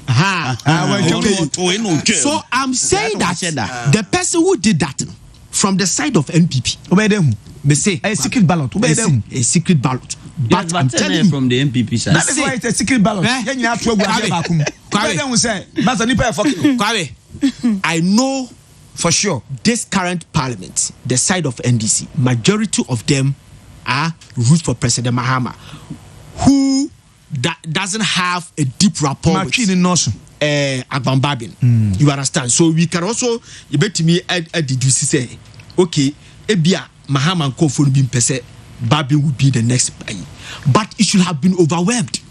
Sure. It shouldn't be full ayisano Jamaica what say but say ye koto aba me say enkofo o madam for paane sumanu bagbe enkofo bia ebia nipa tu bia asem ye obahi pa me na me kacho NPP did that me na me kacho brother secret ballot me no nya adwe say NPP that is why we vote we get posters to point out say the baba say the baba say the baba I'm sitting here as an analyst it may can authority say no NDC member voted for Michael Kwe. Me say, come take it from me. Security that is coming from me. That's why I'm sitting here. Security Doctor security expert now friend. Baini. Who beside say I didn't know a buying effort such a security. Sorry ni over 5,000 because of what happened after the elections, before, during, and after the elections. After the election, what happened? We had the minority hitting road with fire bombing, so if you don't, yes, or did you see the film say because of this, which year did Nani say because of Saudi and buying it, it's likely that Omoba is very in there. They should beef up the security. And no na mimi jina say the minority in parliament. Then minority in parliament. We're fighting to say we have the majority. We want to elect Yenye Pesi Chusu, the speaker of parliament. We want they fought together. They wouldn't make such a mistake. That's fine. But maybe they're coming from me. We say the person from NPP. Okay. The person who voted for Michael Kwe and decided say Okotwama is from the NPP. Election there. It does on me. My conviction tells me that the person is from NPP. Or spare ballot. That was a deliberate because or two it was election there you guys say EC might be better or say so to abana now say na now when you bounce baby Martin you can request and the electoral commission law no at the pump for to abakra and now who quite so conduct it is the same process that in FM it will a member of parliament that's all to now say you can still request for what it is so far it was a deliberate. That end there was a deliberate, but say deliberation, deliberate now. Then coin. Me see from NPP. Anyway, me the minimum petrim, but the pay for and then listen for na 20 nyina so na pa aben so asem. But how they fought together, it tells you something. I don't never know say ni petrim. Some me me do achipa ziga li so na me nyawa ba yon. Enye obi na papa aba na obetena ho. Ma make us a major. From now MP so to me. How will you know that from now MP voted for MPP or an NDC? Nobody knows. Nobody knows. One, look at how he was eulogized in Parliament by the then minority chief whip, Muntaka Barak, and Okasa said how he was embarrassed in Parliament. Neshe, the side of majority, Samaya Kafa Papano. The performance on the floor and the committee level. You understand? Both sides need now. On the paper, it doesn't belong to anybody. On paper, so both sides now are fighting to win this man. That's the point. That's the point. So at that time, no Though it is perceived that this man is going to work towards NPP, that's fine. But that is allegation, and I said, me deduce keke. Then 2, Honorable Chairman Sabosu, who is a tight and deep close friend of Abambabi, who allegedly Abambabin Abaneka in the constituency Abe campaign Yamanaka. I'm on show a replica. Awo Nadole Kalio. I saw a campaign man. Could also done that. So I didn't know Pentama Kase. Make us on the air you. Oh, David Mencano. But just say, on Subeti me. Make us say, as a Pentama Buati. Kabe. As a red day on who papa. Red day on scoop room. As a lawyer, I heard of Papa. I heard you could have been Metiaro or Casa. Members of Cabe, Mr. Toto, lectures. As what can say, someone why I mean. These are some always bet me shoot. I know what can say one way. It's Kwame. I think they Yanya careful. Na a Yamia MPP for a Yamia last night. TV, you be cow. It will be Yanya South France. You will be papa. So we come back from tomorrow onwards. What bet to us, Biano? You wouldn't say anything that will send us to court. Yeah. But we are going to put everything into its position, both NDC and MPP. How NDC people micromanage their issue, it worked for them. As I say, how Mubarak, sorry, a question time, Mubarak. Yet he went on to push, and they have benefited. He won, and he won massively. But the NPP from the top, down. We are going to work. You realize you want to cast out of your real size, your smoothness level. Your smoothness level. You got party there down. Lawyer sitting here is a co-founder. Yeah. On your member. Yeah. When you co-founding member, you understand. So, yet he has a co-founder of the political party, ruling party. Obi be win chair, you are be chairman, general secretary, or be power secretary. Coming out with something that wouldn't help the party. Though, you wish to have such a parliament, ne yakase teteno, ye a tight parliament, ye and he says that's fine. But the SNA, Kwame Sawubika, now you got not going to be read. You be 1 year, they come, or be on Fatas or MPP executive. We will flash the person out. Then, now the Danko Kufado, Akasa, Nekasa Muno, he talked about agriculture growth. Now, Osha, agriculture contributing 54% in our GDP. And accounting for 40% of your fair say export earning. Normal do kwabuchi no ni naida. And also the growth of agriculture from 2014 to 2015 was 2.88. And Nanado Danko Kufado be taking 4 years now. I grow by 0.11%. That is tremendous. A policy was introduced, which is food, planting for food and jobs. The planting for food and job document, when you read lawyer, you realize that plantain and cassava wasn't part of the planting for food and jobs. But albino with their agriculture hard drive, they were able to give those farmers and normally they created a conducive atmosphere for them, environment for them to grow more because you food deficit. Before we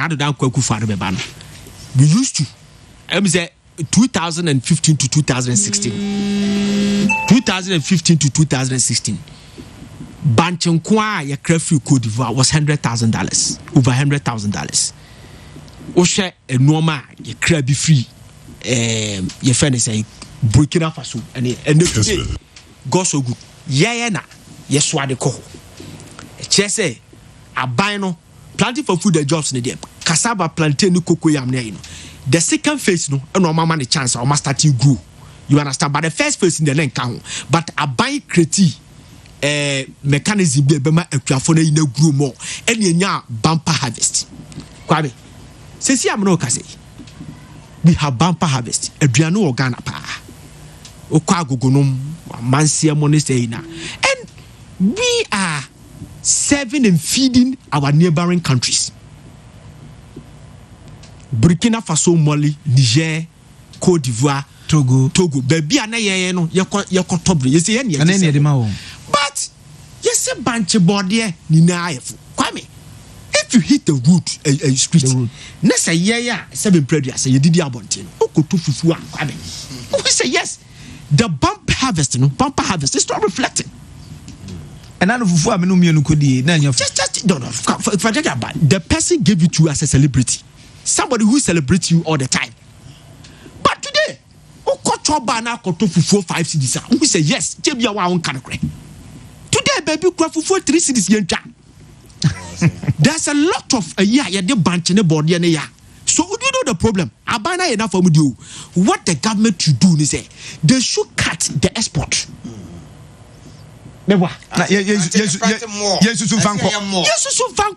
Because we are not benefiting. It's a serious. Listen. I remember vividly when your school kept coast. Make I say, I double a number bapan. I'm an bebapan.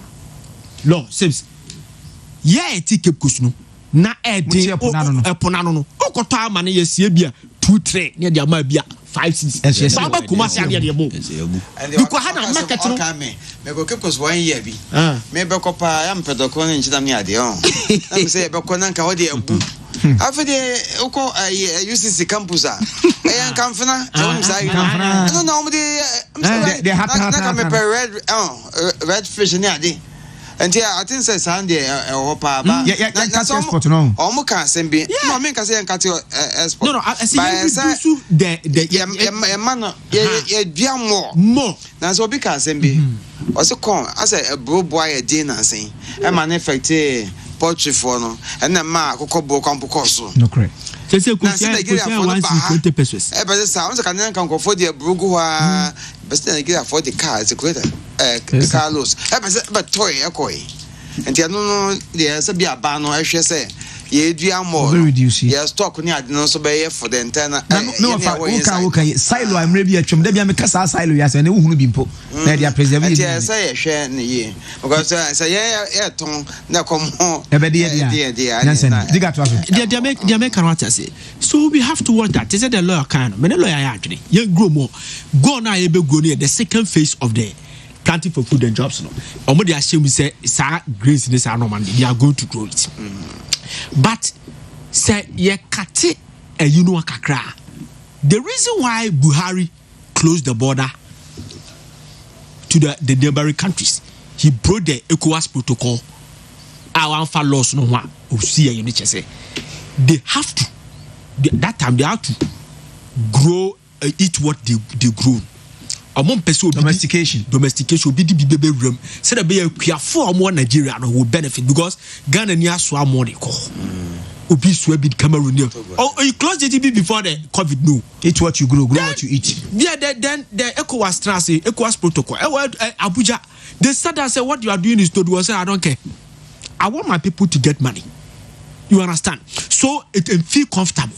Nigeria mo ba ko da ho bet me it say but they eat it enti yesu asa bet me say say duane ne ba na ba it say pani ekuta mi mo ba ba say be uni be no ano tuji me bia na enti they tell say people ye dina no ye benefit their but ye shemu kena na ye nkati ebia ye number bi si ebekọ na say ye de kwa ma ye ho akire de today che bia on person obeka no kre Yanya Didia Bonte Pani, you say all is not well, but we have a bumper harvest. Then you also talked about the national health insurance.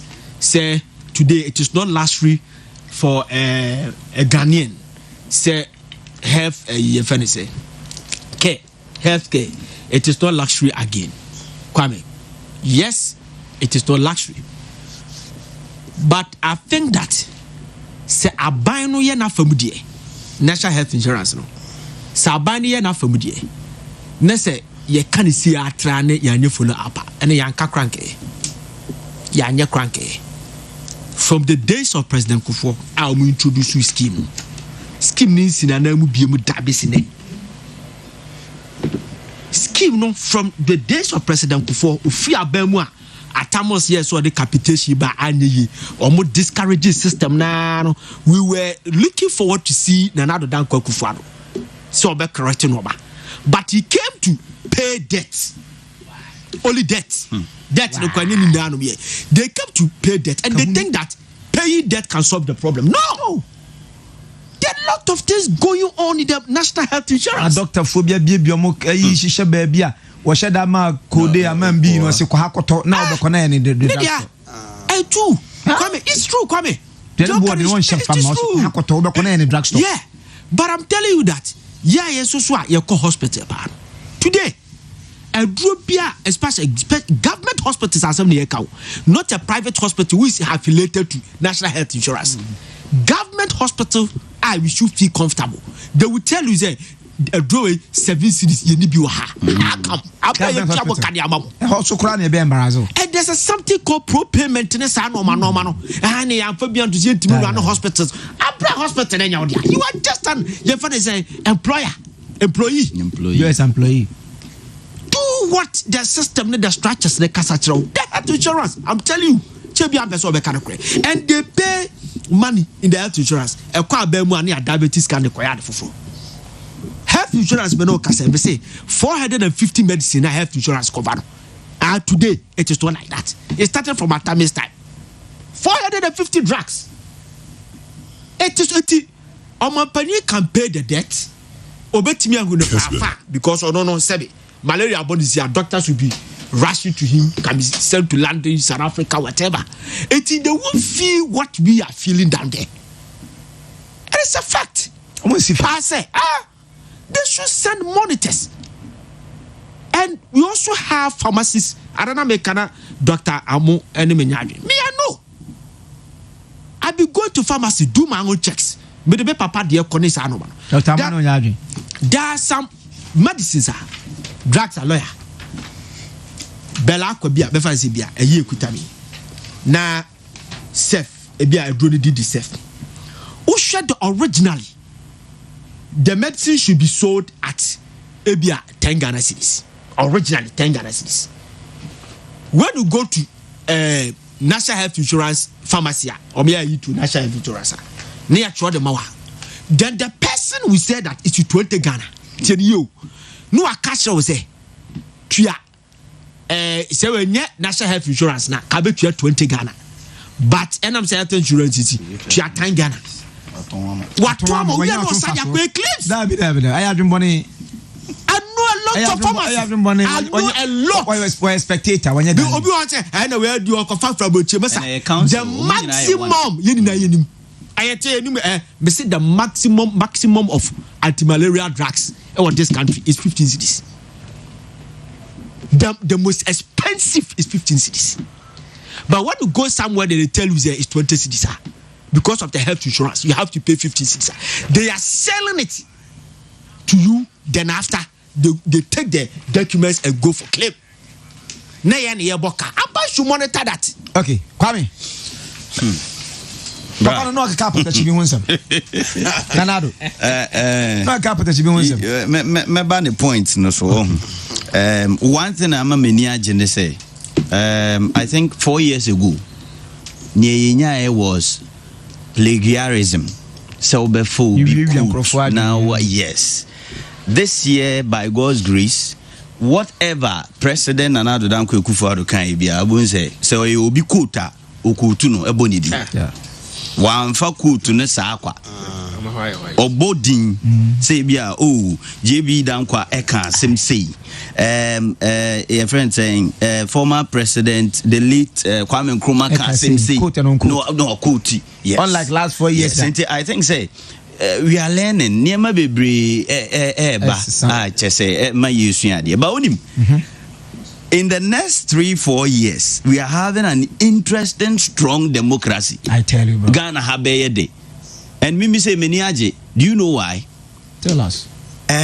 Court clerk no ahomache no me follow you na me ntumi nda o messy up kakra wa messy up he was lenient. I say now where mre parliament the before she be speaker parliament o messy up kakra wa messy up Ali unim the NDC me I like the NDC especially ahomache because whether na parliament umbenya majority or minority no they had an agenda.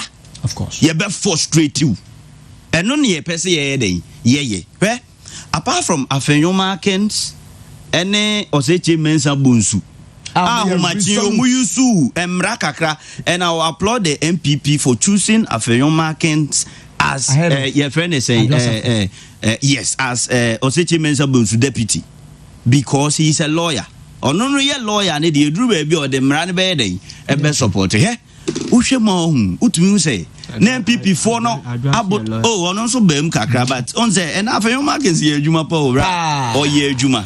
Decision they should have taken it long time. I just have for no fit for that. No fit for yes, indeed. Oh, and also I am commenting on no Casapa. Oh, yeah, and go to Article 101B. No, that kind of force or the Casa and there come up. Yes, like prove it. Penny or no yet, maybe. Agenda ministry. Bibi, unim. Mimi hunsa humachi mi hunse MPP as ade no atomo so. And as a ruling government, president elect eye momodia whether momo ye minority krana, they should have been stronger because oshe ahumachi ni esi na NDC had an agenda to frustrate. Na me Brazil kasano kan bibi say onim say yi ascend of MP no unim court clerk no beginning no can say ascend of MP menya the court order enti no me recognize as an MP elect enti me ma on to abani bi no hokoye beja NDC for say ye ntia and Muntaka Mubarak was leading everything edru baby. Haruna Idrusi, sorry, that gentleman, but it will be out. It was maybe a radical move. It was all yeah. And yeah, omobe to abano. Afi near court, your friends say parliament clerk ne kan say. Oh no dear. Say MP no. Ebe bu court umrano so no to abana. Fine, on the only problem. But any consequences be after this no should be placed on him. And Nuntina man to you know. I'm for say I disassociate myself. Yes. And Nuntina man to you. But yeah, moving forward, you have to we here.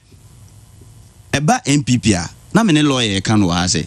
And your first time or more involving NDC, our more government. Typical example for the first time a special prosecutor. Special prosecutor Martin Amidu. Amu involved no. Kessben. Special prosecutor Brawo Juma say obi awie sika obi aye say chi omugum ye say 3 good years. And yet the first time. Malami Sakura all inclusive guy ko 4 Speaker of Parliament Abangbagin. Mimi hu ne say in the right direction. Unim ahomache me hwe one interview bi by Isiru Nketia and it was so appalling. Many anje ho. But Mimi hu ne say politics. Yes. Nana Papa, you see that comment. Those comments were appalling. But you see, someone take politics as here. NDC know how to play the game. Na misaka che lawyer says so here Ghana how check it literacy rate. Yeni ayesi yenima de yenima kenkan so bi ka brofo 1 2 bi kra to shop na school that kra bi tumi ate asia. Yes, 79% in Ghana. 20 there you are. 21 and I just say yenim she na say Ghana yakoye nimpa but unim what is killing as ignorance. Yesua ye behu ba yesi yensua ignorance. And to be kind na to yetrim. That made the right. Hey, Kessben for say MPP for ayade na to be tiri onko kan. Onim ne ekoso. This time around in Parliament, so one person cry absenting himself. Asembeba. But onim asamun so ma unim say Akufo-Addo betumi ebu o man pa there are promises who make it in your manifesto. Promises bebre o how make it. And say parliament and sana why enforce it. Okay. I stand to be corrected. Okay. Yes. There were some promises at say be a free SHS a policy. Inti na be e parliament. Na ya gia tum na be mra. Na echina bi oni hokra any president bi obeba no wa eden wa enforce. Niema bi to say be a loans bi ni ade na bi wo ho a e wo say nyina ye go into consensus. Na ye nyina ye gitum ba se kufu ado ka so oye roots o ka so oye den o ka so oye den na se sika no ho he can still do it. Toes na ya utia no unya so be ko parliament ansa na to na ya ye gige no sika na ye de mpacho what you say ye was some funds bi ni accounts bi ho sika wo mu a as a president by your veto power you can go into it and na ye say oil money na ye de fund free SHS minority buy say no and say ye ne sa and na sika no and say ye wo pol me say Akufo-Addo can still what rule this nation. Na ne me de kra ne say me Brazil gan so ka asem bi say so wo hwe mo wo hwe the relationship between Abambaben and members ni bi kra na utumi who said they have cordial relations bia very good. And that's already yes, that was what he said. Also and Bibi mama Yerenfi say he is a potential presidential candidate. Of course. Papa no playing the gimmicks no mimi hu ne say ya lock no 2024 sanke bia obeba abe contest the former president John Dramani Mahama and ya lock you speaker of parliament. He can resign and contest. Hey, he can resign and contest. The third force of government power upper first. Yes. Come no baby ati obeso trawa na muza. No be dynamic. Okay. Enti ode Brian fair no to na unim ene was it yesua ne ma bibiri oh yeah yesua edru ba bi ma MPs ni bi ko unopposed. I think say it is about time lawyers mbe ya munye ni yi na moma constituents ne ntene ma bi ase so ame he ya me kai se na nka nkrofo bi so mbe so mutu ozechi mensa bonsu independent crabem NDC bem hwe enne ahomachi me ni bie mo yeah ema mi hu say enya prophet o but asin emra so ko parliament enya agudie eya adisua quote and unquote yes fire it's your uncrophobia ha yes we need to protect them of course but fine obeko constituency bi na uncrophobia mo ko on oppose out to say some fast one say we don't want to mention names some fast one anything. This time around, your democracy, no, me, I see it to be very stronger. And in fact, Parliament obey the power.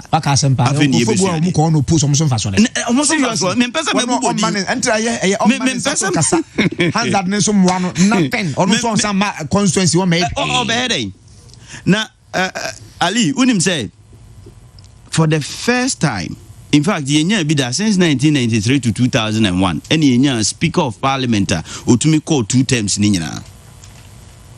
Until I foresaw this thing coming. Daniel Francis Annan. That time ne Rollins Apenso. Yes. First Parliament and the second Parliament. Yes.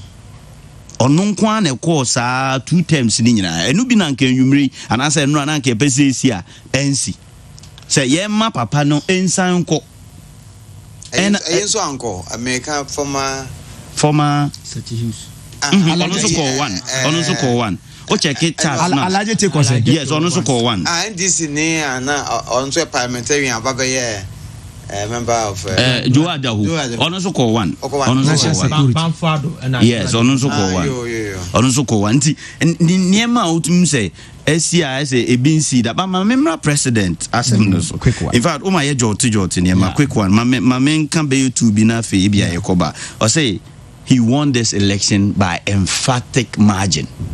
Emphatic. Na just say marginal onya no tumu say emodu. In fact, a sound. As also be contested cry. Yes, the courts are there, you can contest it. But to or not there, Ghana Friday at to Obama no. Obobo ni nyuma ni biswa. Be bia na eme de pa no say apeteshi. na America no Ghana had a illiterate e be out say president can't say you can't call no yes but you can't appetition na president nim to say so we near why so far I know so am contract to Kasapreko any Gihok. In fact only na Mebuakwa road no so cry no ma be factory or honey ade or say ujai sebe nsan no na che nanso se ne yes ya rebrandi ya petition no ene onya obetwa so o de compare ebia black label o de compare Hennessy VSOP ne ho Cadillac ne ade Jack Daniels ne ade appetition stands one of the best in fact export na econo in fact send your crop esi tum no and you unim omo no mo nsan sebi omo twabi no omo nim say appetition one of the best chemical nzembia enka hu sebe obeyi maintain na film na ya sa and dem fa hu o say omaya ye ni ye ama che say senior appetition ni si compete Jack Daniels ne de no oh Ronaldo ajo so you need Ronaldo ajo ba na mani aje na say Ronaldo dan ko Ekufuado say MPP be yo mo ne ema devoid of what NDC will do, devoid politics. Some MPP be your money who say why you juma pa. Digitization. Obobo boni many so what how to make the scaffer or mobile money account to now their two account planting for food and job. Me brother hate on agriculture hono. In fact, okay can one district, one factory. You won't grow bi or ha to say be a dum yen to me factory because as I said no businessmen na fani nyina enti wunya ba ebia wo konkra bi ase wo konkro bi ho a o ma ye one district one factory say MPP4 ebe mo mani ayedin no mo promote all these ebeboa o say one thing na Ghana for yen koso insan nyema no and say we shouldn't be spectators. And say spectators. We should be up and doing. Near citizens. Now all can say citizens. No nearby me anti Japan no.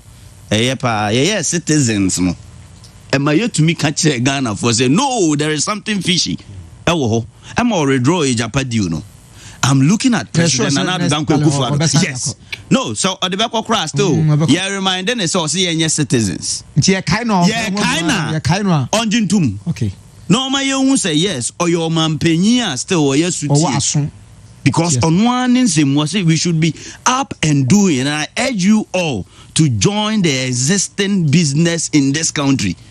Everything you are doing in this country, no, in your mind, and they what be this week? Sankaonya minority in parliament, and away difference 1 or 2, no, Bibi, a very dangerous one. Your number. One a number ba kokra koto ya o say ne keke no e make difference say nei ye be citizens ne ya anye normal spectators ne ya betena radio so ne bia e punchy holes na o chena bi we see from no be attack you all because those people are in power. No. How is he going to rule? Papa say citizens, may spectators. And you are not to show my quasi and criticizing. The man of family criticize no musu. Simple. I don't even understand. Do they understand it? And as our Montiasi and many quote on one Gasani statement say let's be up and doing. Now you involve yourself in the business, in the existing business of the nation. The existing business of the nation doesn't mean say yenko be business or baby and name mum abanyu maybe a wo ye bia yen fa ye ho nye den enjim bi enko ya yen kan chen say president ye pacho one kan ye enko yi inti direct ne fa say enko ye nso a oh president ye da say ye man enko eno beboa onim ne ntia ma me kan say Ghana ye benya one of the strongest democracy no and say onim say first no number 1 me observation ne say when you have majority in parliament, this is the first time Abaya Oteso, who speaker of parliament, coming from the opposition. You see that? The first time.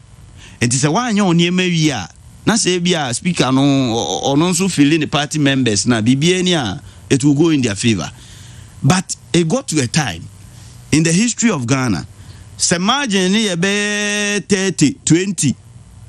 15 na utum say parliament kra bi mu kra pe omunko because e mu 5 ama u lead by 15 na e mu 5 ama kra onim say 10 no kwa omoto abane ma wa policy kro no mbe dem mo be apodi ama bibia ye dey akomu favor ene margin ye either 1 or 2 based on the contested seat no send off abeka yeah the life support kra ma kra obeso aba and this is the time on me sanso hu ade ba ko number 2 no ene say NDC or MPP even say NDC minority in parliament me sha ade bi is it going to be the normal propaganda say ade ni ye kra ye be no ni ye twemu ana and said this time around no NDC ebetumi enforce amagana ayete sabru kirana in the next 4 years se Ghana be ya ejina NDC force se Ghana enye ye ejina NDC force enjina MPP force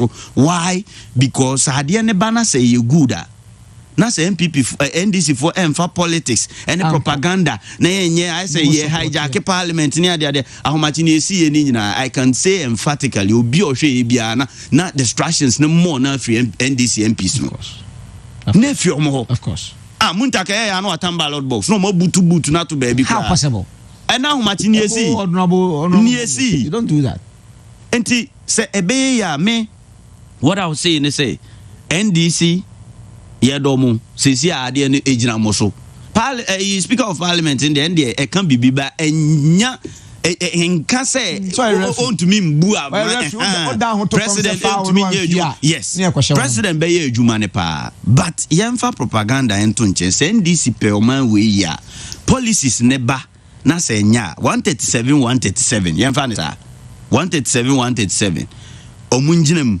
yes police we dey enye ento ntwene say policy ne ya yemfa propaganda yemfa politics ento nchen mrache bedwafo ye make sure say Ghana no enye yema ye nyina free SHS by say omonson crop for enjoy bi lawyer eti asem nyina nso ne say opposition ya come asemi omo the president na kugina court say on sem fata so ye mampani eti be den na president na the policy bia beto omo anim na omo endorse ama wo no wako anim ama development aba o my Ghana me pato ti Jamaica because on be so mo ya ma ohun ye fin ni ehun say wan successful number 7 intervention there 30 seconds the proper come the man lawyer ni say kwan ho no ma 30 seconds ne kasana all inclusive government which NPP 2000 na kwa me so kabi let us make this clear that by 2000 it was a dialogue. It wasn't all inclusive government. I said a binary and I take a decision. Osha 2000 you got to abano. President Kufuor to me and win the first round. Ekoranov. So Ekoranov no. And the other political parties no. Joint force. MG. It before more emerging. The dialogue they had, they say, should they win the elections? This is what said the Benti. Or win the election, you show percentage. First round, near more nominated ni party a bar by near money position. 80 Papa Kosin percentage that CPP at that time and Professor Hagan you didn't call Center for National Culture Papa Kosin the first times of the carbon energy ministry and a public sector and Amala Misa say also sports and a PNC for the your position Guzi Tandomo don't go to board so a whole lot you understand it time and almost year back 2004 elections no that is a dialogue no ended but those who wrote to President Kufuor to work with them including Papa Kwesindru you understand and Tarzan who was eventually was an NPP member and then the Buffalo no UGM and he joined force so these are people wrote to President Kufuor to work with them Etiwesha almost Papa Kwesindru say Elbina constituency abra eguafu edina eguafu abrim constituency kia eti commander edina eguafu abrim commander edina eguafu abrim eti ushe hona MPP did not fear the candidate because he wrote to them that he want to work with them, and he had the majority. Elmina to be challenging the seat to definitely go to the NDC. At the time of ending now, 2004, nobody contested. On NDC no arrested power, and he joined MPP in Parliament. So 2008, when I occupied president, I resigned as a minister. Then NPP failed a candidate Elmina with Nana Atwata. Okay. So yeah. Are you done? Yeah, I'm done. Lawyer Antonio Sepuku. Yes, they working and the component me my dream be me say and leaders nedia meka anka anabo having ne monta kam de ko bian komba pie o parliament kakra nanka bian ko mo jama o mo leaders o mo ni da jupna ba so ye hwe achi ye so mo ngina ma ena Kessben anabo che mesa majority leader e move ye na abadi change second day no but I say your implication na ye the American say is it that nado ya so any or your president on na bedichiri na court dia obako so anabo see don't get na kan say sabe obi a metimi kan ha etimi court one what timi kan o say you should never ano obi a sabe boy bakoso yakura wajimi kura no na tibon koso obi etimi court na is om court na court dia asem court a wontimi mwa ba ka metimi aka afa ho ne say 2012 so we in Kata no mo di no court nyina mo wi say airport o airport dia wotimi hwe judges for ni bi e kan say areas bi o wa no man ankoye kura sa 27 when dey kan ho nyina etike ansa nko aba no foforo ansa ne declare ba court no Supreme Court in the wisdom no Chief Justice and say Supreme Court judge Atuguba no I can say Debbie by our court to operate with public policy. Yeah. Say I didn't be ma is also bonny be abadia in any side. Now you say so far memeti as lawyer company me who evidence party no war as NDC. Say be a hankoye a hani sisi womo and the year say but can the ultimate pass say and for be unsigned. And yes, Sansan and Katanibi, the book on pa, yeah, and Tanapasa. Like be a court no better evidence. Oh, woman who out in can I be back on Tim in a winner and the ma MPP a year and boating and I say a share more pass. I could do so on Monco, but I say and Yantibia. But maybe said Binamo come no me again said another former president or prepare no home to contest 2024. Now, yes, a beer with him so bad, but pa. Now, almost a year or more can be President Anakufado, the any party no, and as a government no. Now, Yaming and Bibiako, any Dora did the understand Babu and said, it's all things work together for good for them who love God. Now, Yame do Ghana and to ma no copasa. Yamina be an in so reason or ye and above being so rame. Mediso. Yeah. Sabi MPP ni wo na bia wo kasa de wo ye onye ne ye a e be kasa party nti ba wo di ono mo party ne mu de me asa question say minim say anabo be makwan da say emeye yo akwa also asando wo na bi o also 6 months there when him say afa na bia musua afa na mo correct mo bad ways and you obama kwan 6 months there I didn't know can fa Sunny order and you be one brand 6 months now 6 months no be say I didn't have 6 months what can I say ya no but 6 months as a compose or ye or can you new members no and to learn so will be a name members yes and I want so they will see you know you are on learning and I they won't see and be a book of uncle father so I know the uncle father kofa na shum afembako ada also be one omuko committee level omugi no my bebetumo ne bedru ehwa na fe na o ye bibia ma party members who say o ye adwuma na say anabo ba be minim say nya dia obe prince say ebe ka ya adwuna da bia na che mensa majority leader omuka na ba be so ho no mutaka say dia nka be ya nka yem ka mom nyi ni ye Ghana. And so party against the hips no more people more in line. Bobo Motoa no more yet dear Sabia Moag on mine. By me bumper yes says I dream no me no near Nabuche Mensa. Ziga can simple so me and Pammy and Alfonso. And that's don't come on me who's on the Joes, it was compare first deputy and so and for. I know woman don't know you not say Joe Bar. Be answer. And to meet himself in a Ghana, democracy, a pay the pa. Naying in I say, ye nam bibia quemo. But me first see a co. Injunction, as will be Busa question. And it's a injunction, dear. Court to Yaka, o can't for no so, so I was say, and for man found one career once away here. MP let cry. Now, Sano, why? And yes, a best of all, nine junction, Juma, Snow quarter. Sano, new court, none the lawyer for why. And himself lawyer for Bacachano. Say, and I see. And the announcer no, what him to tell him, baby. Sadiana Sabina Bow, no, dear. Nika so we this one.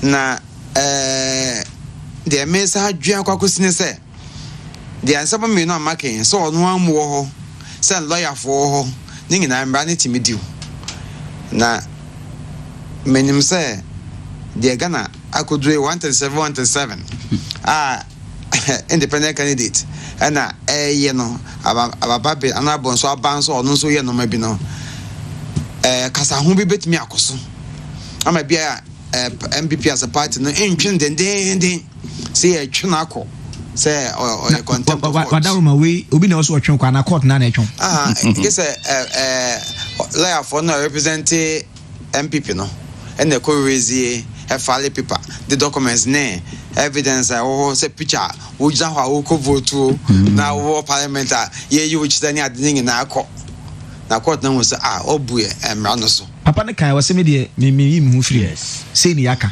wakoto aba no e ba se yes lawyers ne kura kai court na ye twena kwa lawyer we yem obi say yem prejudice you but ye consequences in say no say in the so we disclaimer some kwa ya mo ebi some lawyer kan ono na juno clark ni wa disclaimer okay so ono de wa cancel na de kinja so beto enti kan no ma sometimes no get clark na ne ambenfo na obeka ho ba mo yi omo film de akodi ono nko anso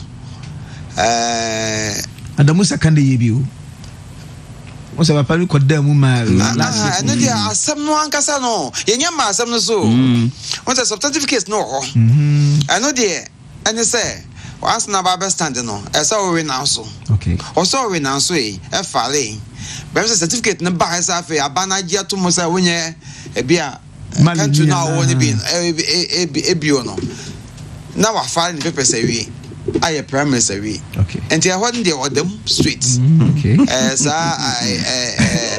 boko di paper ziga ka so say them cry and they nyama so they be jama court no by contempt na tete ho bi aba ho and I make us say the spirit dey ko parliament there me na do a ne party leadership no a omo press too much by e di asem ni wi a na yehu say ampa say na won qualify a and ye say ho no be vacant ami akoto aba okay me sure say ho that's by election beba I want America say me patcho me ma so we krata so say obam biem question we be south straightforward uko independent woni brave pa nyame wa do wini ya okura me tete say na kaka court bi ana wanga court asimbi you and the court dem say me five part in court da fane say wo na wo ye fomna kwan o mo de fomna fa so primary ni ade ade nyame adi na semama no awie no wanka be ire ye to aba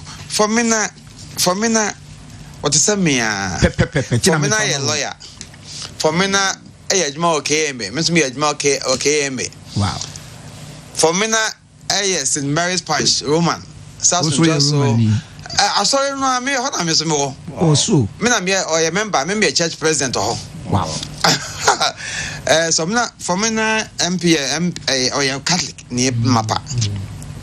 I've had near dream bomb baby. A compare nose. 2015 primaries. Yeah, compare nose or no meaning, me man. And I win so I make quiet. See, my consul, yes, but so there no more dinner dancing, or you'll be or Donya May, or you'll be or Joe, or you'll be on top party. Said me mental party. Na lawyer declare contemo na matomo boasia. And to the some kind, no. Also, can son, I will be winning. Also, winning or best support party, no. At that minute, the guy in say, yet the aircraft drain command is the best one to come on man be passay, no. Oh, yes, I da. Number they were meaning, no, I got your bay, sir. And chairman sounds of a man saying, and also, and yes, I saw or the babbins, not only the own yes, sir. On in a Nibeshia. Oh, majority speaker now. Omoko,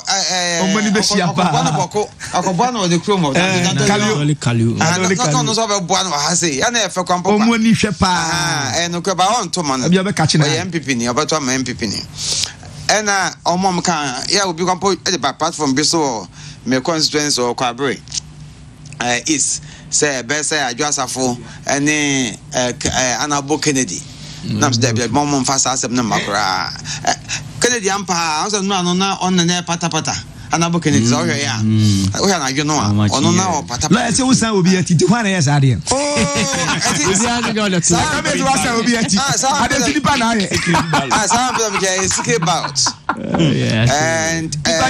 and second bout. Some may I quabre this year, said John Kaya, was a fear delegates. Fear parliamentarians. But the make I could see one say, to be a yana yaba. And to cover the Daniel to Yomubia. Now within the party, don't say to me formal and for. So, because a meme, yes, I may call primaries, I am Manco, I may call independent. So, yeah, the party no. Near a party, me bahabe kind, young, I'm quite decisions. Missing as a beer parliament, I'm Pesamico. Now, says some no echoes of party, party the Begu, have base CPP. So, I just why I be doing. I vindicated some of us. Of course. I vindicated for me. Other independent candidates, now you move one can chance more. If you cannot to come to Lusui. Now make us make a chief of staff. Mr. Mayo, yes, a beer meta party no. But you move be a ma enthusiasm, no ma ground or a ma conform a tuabano, a manana. They would be quiet, a bit, but I pass over. Yeah, check it. A be independent co be another voice no appreciate. And Cofonia about beto abano. Before no money campaign. No money campaign area. Or you say, dear, be over go through. And I say, baby, you'll be any reason, no. And this is a normal confetti. If you say, as a party, no, yet me, I shall know me. And yeah, MPP go. And you're both NDC and MPP. Na ya share no ma ye me nya no masa wata e ma party leaders no nko a e se nya ti me kasa mo bi na ye kasa nso a ba na de me se party for ebeti atam ya constituency bo awe ho krampo se wo kasa me krampo a ye se ye we from aso se ba ko no obeye demigod I'm what party no e dey say de me say ye be hwe a post near panning in any petitions near no ma be a binding in an ombudsman's near no mere electoral college in me. Oh, no, yes, I will be in kind to be. Or being kind to be cut off a punk or no be a monos. I will some jabba. Auntie, no, dear, I'm the party no abeshe, and yet, and then the dear can I say. I don't say, or no abeka President Lawrence JJ Lawrence or young baby. I could, when you're the second term. Sa na je ko fonso nya kwa call second term within the party. Once within the MPP party be kwa president ko for pa onso ba be kan obi. Don't see a third person I be call second term. Na nyame ne da na se. Say the ko nyina NDC 40 me party ya we ni omo votes almost is back. An kananado. Because adwuma ba ye. Say the academy so sorry answer. Obo so ampa wa yedwuma why you pa I think free about Uncle Bassa because you call for no dear no then it toms no man it's a question when they say Ghana I heard developments on Yatwaba.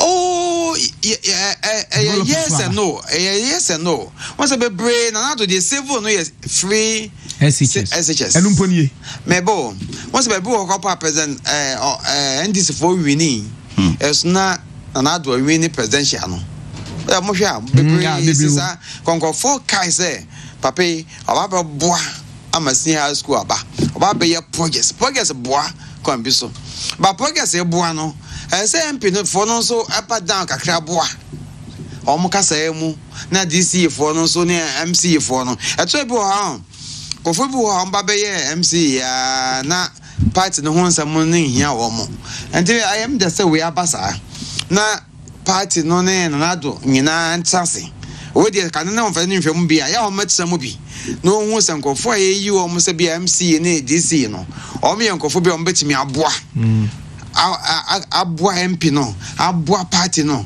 ama party na nya mobiles we 2024 ma ya nwe se ya o china o aye ne ndi de obeyi ne na no MP dey say ayi o mo we by o mo e beyi o mo se DC o mo be ma ko positions no anya clear Mamika way and so won't be a muscle. Party no and discourage say obi a CEO or Desicano or a CEO as Cabanesam. Now a jay a tip officer, no Baba contest or be as MP or Baba contest primaries or the Sika or demo no Baba contest or that's a officer. Young and Sapper 4 years, so when you would tell Baba judgment. Yeah. Oh, yes, I know. And also said the wrong signals. Because Obi Yajuma pa near Babe to Noah. Then call for M1 year campaign a bill. Make our more the other bit to no. Let's see what other bit to no. A beer baby and your fat. And 2 years see you now so your primaries pet as a another you. Na koye promise say o my year so ye MC and now ye DC na put contest ya resign no ya mo so resign yes I am one party no ya pa say o mo ye training o mo deputy MPs o mo parliament o mo parliament asua be 4 years do no asan fro he said next generation for MPP parliamentary leadership no o mo yefa say chairman and another chairman free more I win as a partner, that's all mush. But so okay, no. For none, dear, you must be Kasai. You must be Tekia at one more. Never no Montiasi. But the near must be, you know. Now, dear, I saw some free money. Saying it's a car or pay. And yet you might open on Koan as all you know. By young Colanoa, almost all parts no more, or more buono. My mamma, one silly example. Now, but I can say. And this is for no because of me be pure mutimi. Ampa a cameo cotoko, nearly has a bubble, competition camp. Ah, yeah, almost cars for cotoko for bar. I'm a comb side one 302. I make up on bar park for warm up. No more. I feel more house for by 5 minutes late. On by no one call a side no more babe abba omo baby amakumo no go puso side no warm up no na kotofo no jaham meteso na mo kotofo no efu akono am so why but the movie say so we defeatist. Yes, tactics. Oh, almost this up vim no buy.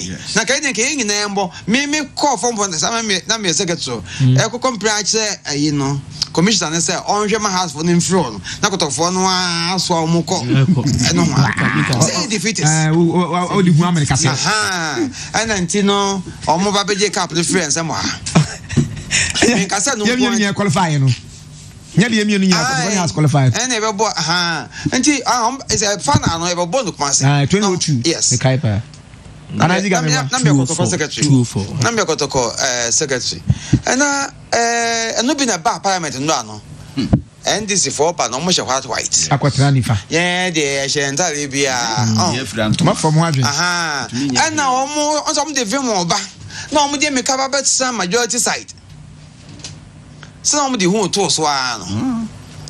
Until anti some planning you, some way with some boramu, some way then you. Send on my pepper. Anti no boa. And Michelle and go for him and may to a bunny now mabuto. I see a wrong. More, also, we are saying now will be a show. Despite whatever has happened, just keep your vim. Yeah. I know, say, and no more that's sorry, I'm bones a strap, be beyond the sign. Mimity, be beyond the sign. Be beyond the south. I can uncle Muffa. Yes, majority. Because I in the count. Yeah. So you should be proud. He been a count. Make independent. Yamuyan. Oh, make us sound no because of so kind. Or say, dear, okay. When she had come to Macanca. And yes, no, I can't be a quiet. I said, anyway, also to you, assemble how we don't go can account. Mean to me independent in Yajuma. Oh, and so I was independent. They were near Yajuma. And now I was a second deputy speaker. Am I? And take a say, but the young baby, and they make a question say, as a party, no. Omo gada omo members of parliament no omo ye adwuma because we are majority nti ba bia say mo ye adwuma o committee level ni adin na mbetimi aye na yen so yes sir we can still both say yen ye wo men no omo timi ejina ye no jabo pa timi ye adwuma no nti say omo yire omo na shom suppose no omo ye adwuma na mai na omo ye adwuma no na omo kai ko omo constituency so now more judgment no more to a party no. Ye me nyai party no leadership no. E major board no munko so more ye. Baby. Both national and regional. I would ever come so much thing. But mu be from the enka. Cause you mu be a Kessben beach appeals committee. Me can chop by 15 minutes. Sati almost 1988 something in said omo ye no. Almost a party no. No being can be being so omo. Oh, because I'm saying kind of now. I mean, so now, but the America said about food. What kind of food want some? Like omaka, heard the idea. Yeah. So be a winning now. Can or because be the whole can no crab. Me fortunate. So your research. But I can monfa a daughter for the bin head for the bin. No more so make chitsum na yenche.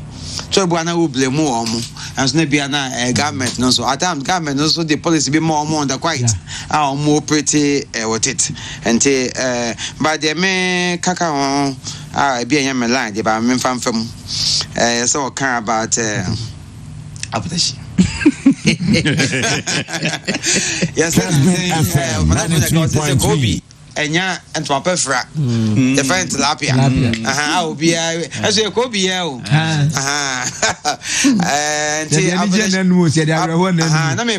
Sabi Russia France and Urana Cano, a vodka. Vodka, vodka noir. And this appetition, and yes, it's appetition. And the appetition could do Russia near as well. And an appetition to beton pie. And until none can make up. Oh, yeah, wrap up. That's it. Yeah, you know, learn so see a point. I say, and Crabia Basisia say, Sabia crew from Kunkuri Pechi, Southside Huninano. Your doom Kanya best 4 p.m. yesterday. Up to now, Omunya lights. Sabia I Nesa Kukuri. Yes, it tread the township on Kwana or more lights, but yet come with any nominee light. It didn't end your cost for Fefeni now. And I swear do Dakwa. I didn't hear more. Never birthday. If any Jacqueline could not do Dakwa or SS1 or Konungu Dumasi. As soon as the first one SS1. Aye. It a crown answered or tea. If you just have Cochrane and Tiffy, I'm saying. As I saw correct LOT. SS1. Jacqueline, you were so happy birthday. May you live to be 93.3. And also to Belinda. Belinda will take. Good afternoon to you, Belinda. Baby, I will be away. A free secret that bar be of idioma or say mean shower area. Yeah, Kwame, make a normal munupetia na ye dia bury. You see, the NPP postmortem. But did you say, Medicine Medica say we've been serializing it on breaking news. there's a one thing that if you don't say it, I hope a lawyer and but I have to say it. Mr. Isibuati, His Excellency, there's a week ago, many didn't come off on so chepa ma or can send be breach chairman yadi. Na Kwame, maybe or can send be chairman say MPP constitution by convention it's you say but MPP for na kasa law by convention it say so omuni abemua when they are in opposition the leader of the party is the party chairman. Yeah. But the flag bearer, the president is the leader. Honestly speaking, Kwame, as a Messiah can be on to say, you better not cry. Ye next year, Tracia, Messiah repeated the same thing. Say, Nado Danko Kufuado was also co-author of what happened. He's a co-author. MOS will be in a film. He was the leader of the party. And I'm a pro-preferity. Tell my name, California from Senton. Somebody like a founding member, like lawyer Anthony or Tepuku. A founding member, just like Mr. Isibuati. Near the forms, Now, no, from Senton. How? Now, I stood a FNSA candidate in Kofobi. Yes, some bimun say what was he saying? I don't know Okana Nutu. Why yes, I don't know. People will attribute all what went on to you. And no, now I can. A leader of the party. It takes some of us. And your leadership failure, leadership and administration failure because the administration, you know, John Bodumune, blame on more. They took their strength from the president. Because if the president had spoken, if he had spoken, said no, your party will be that 2008. We lost 2 C2, 2 independent candidates. A bet me a creative problem. Be or pese or contest or let the person go through the legal procedure. They contest. Rather than say, you be jai. You say, and you nyamia domara kwa na abo MPP. Usha baby no me kona. Because I don't know bisa moze. The documents that I have, documents are more, tells you the performance of some of the political MPP parliamentarians. You understand? Now, Usha omo performance. I catch said the party say, Uncle Oduposa. That to be said, I clear said that person bought the city. Honorable Chairman Sabusu, I will always campaign for this man. Say, it's an astute man. Yeah. Or call on Oposa or Diko. Yes. That's democracy. It's a democracy because I've been saying it. Say, Simon Osemensa, for me, is the best politician ever happened in the history of Bosonche. Okay. Not even. Openye Duma Tamutai. You understand? Not even Openye Duma Tamutai. Somebody wako Yacha constituency rise it to ECOWAS Parliament to be a deputy speaker of ECOWAS Parliament. He has a footprint in the current ECOWAS protocol law. You understand? A riser by region minister. This man, see a court to a man will lose. Who say a certain a duty to be between the double track. Dr. Kwame Adokofo, look at the performance. Obibi or your review, but such person, there are a lot of performance of some judge performance on the floor of Parliament. Sorry, so Okasa, a vibrancy committee level flow, and a Juma Oya and Iti Bensaka. How will I discover? But my point is that there's a certain element here.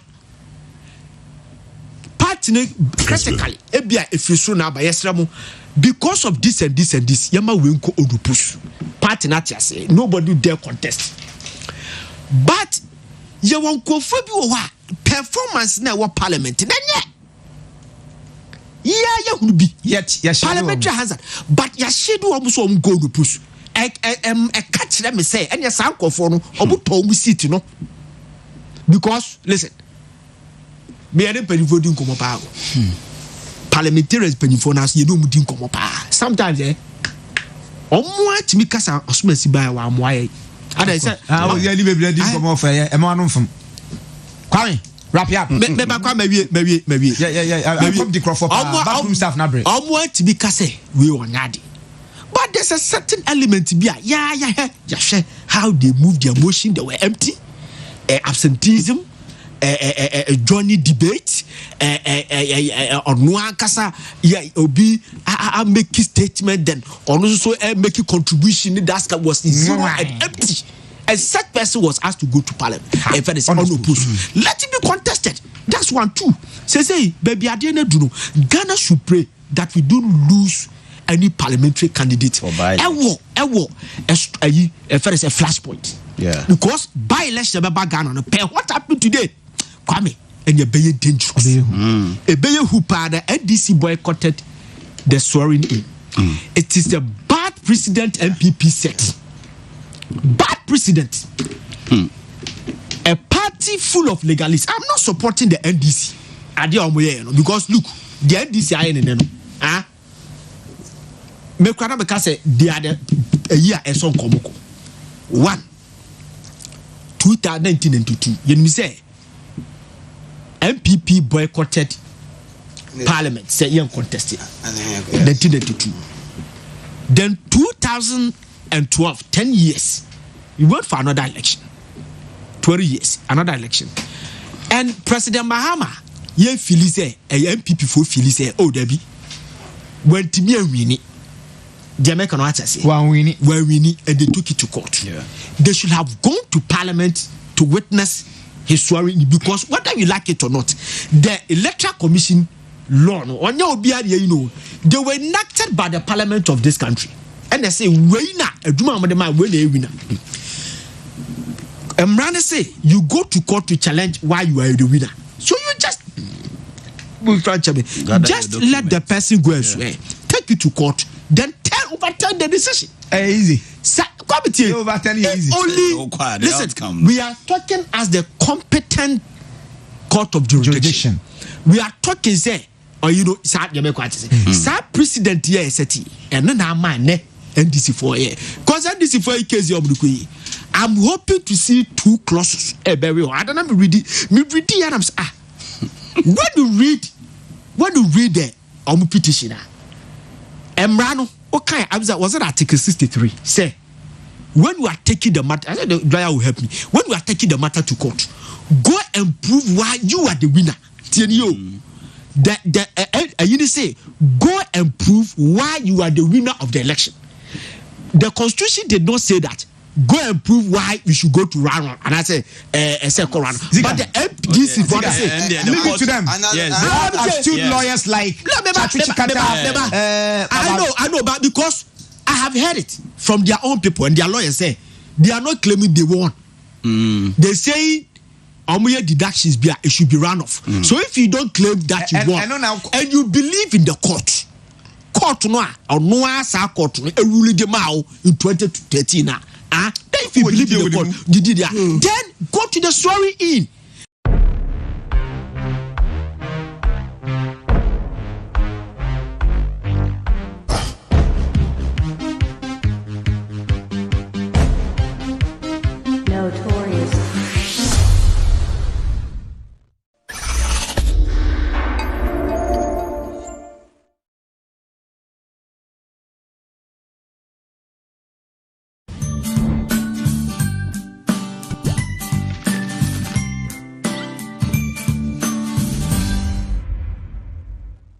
So what about what your papa this is my secret.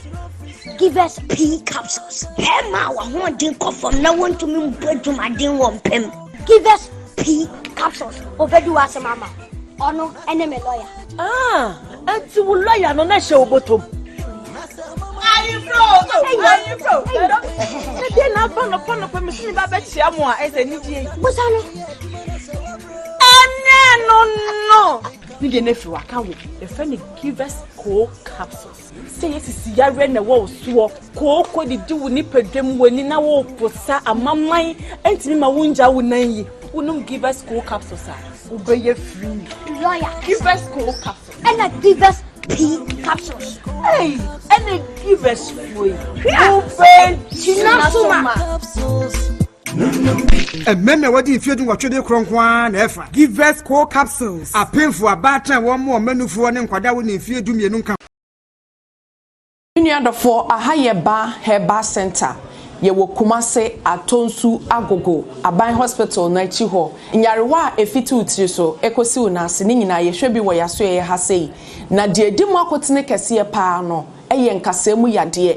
Oni amanye biya ababet naswo se ye infection se tonka se mu se ye kokram e na abeye no a abusuafo se wonsa e na yiye broni beka cho se dislocation of arm ana se wukotodwe e na ahonhono sasabro e na achi wo wakobobọ ama no mpemu abu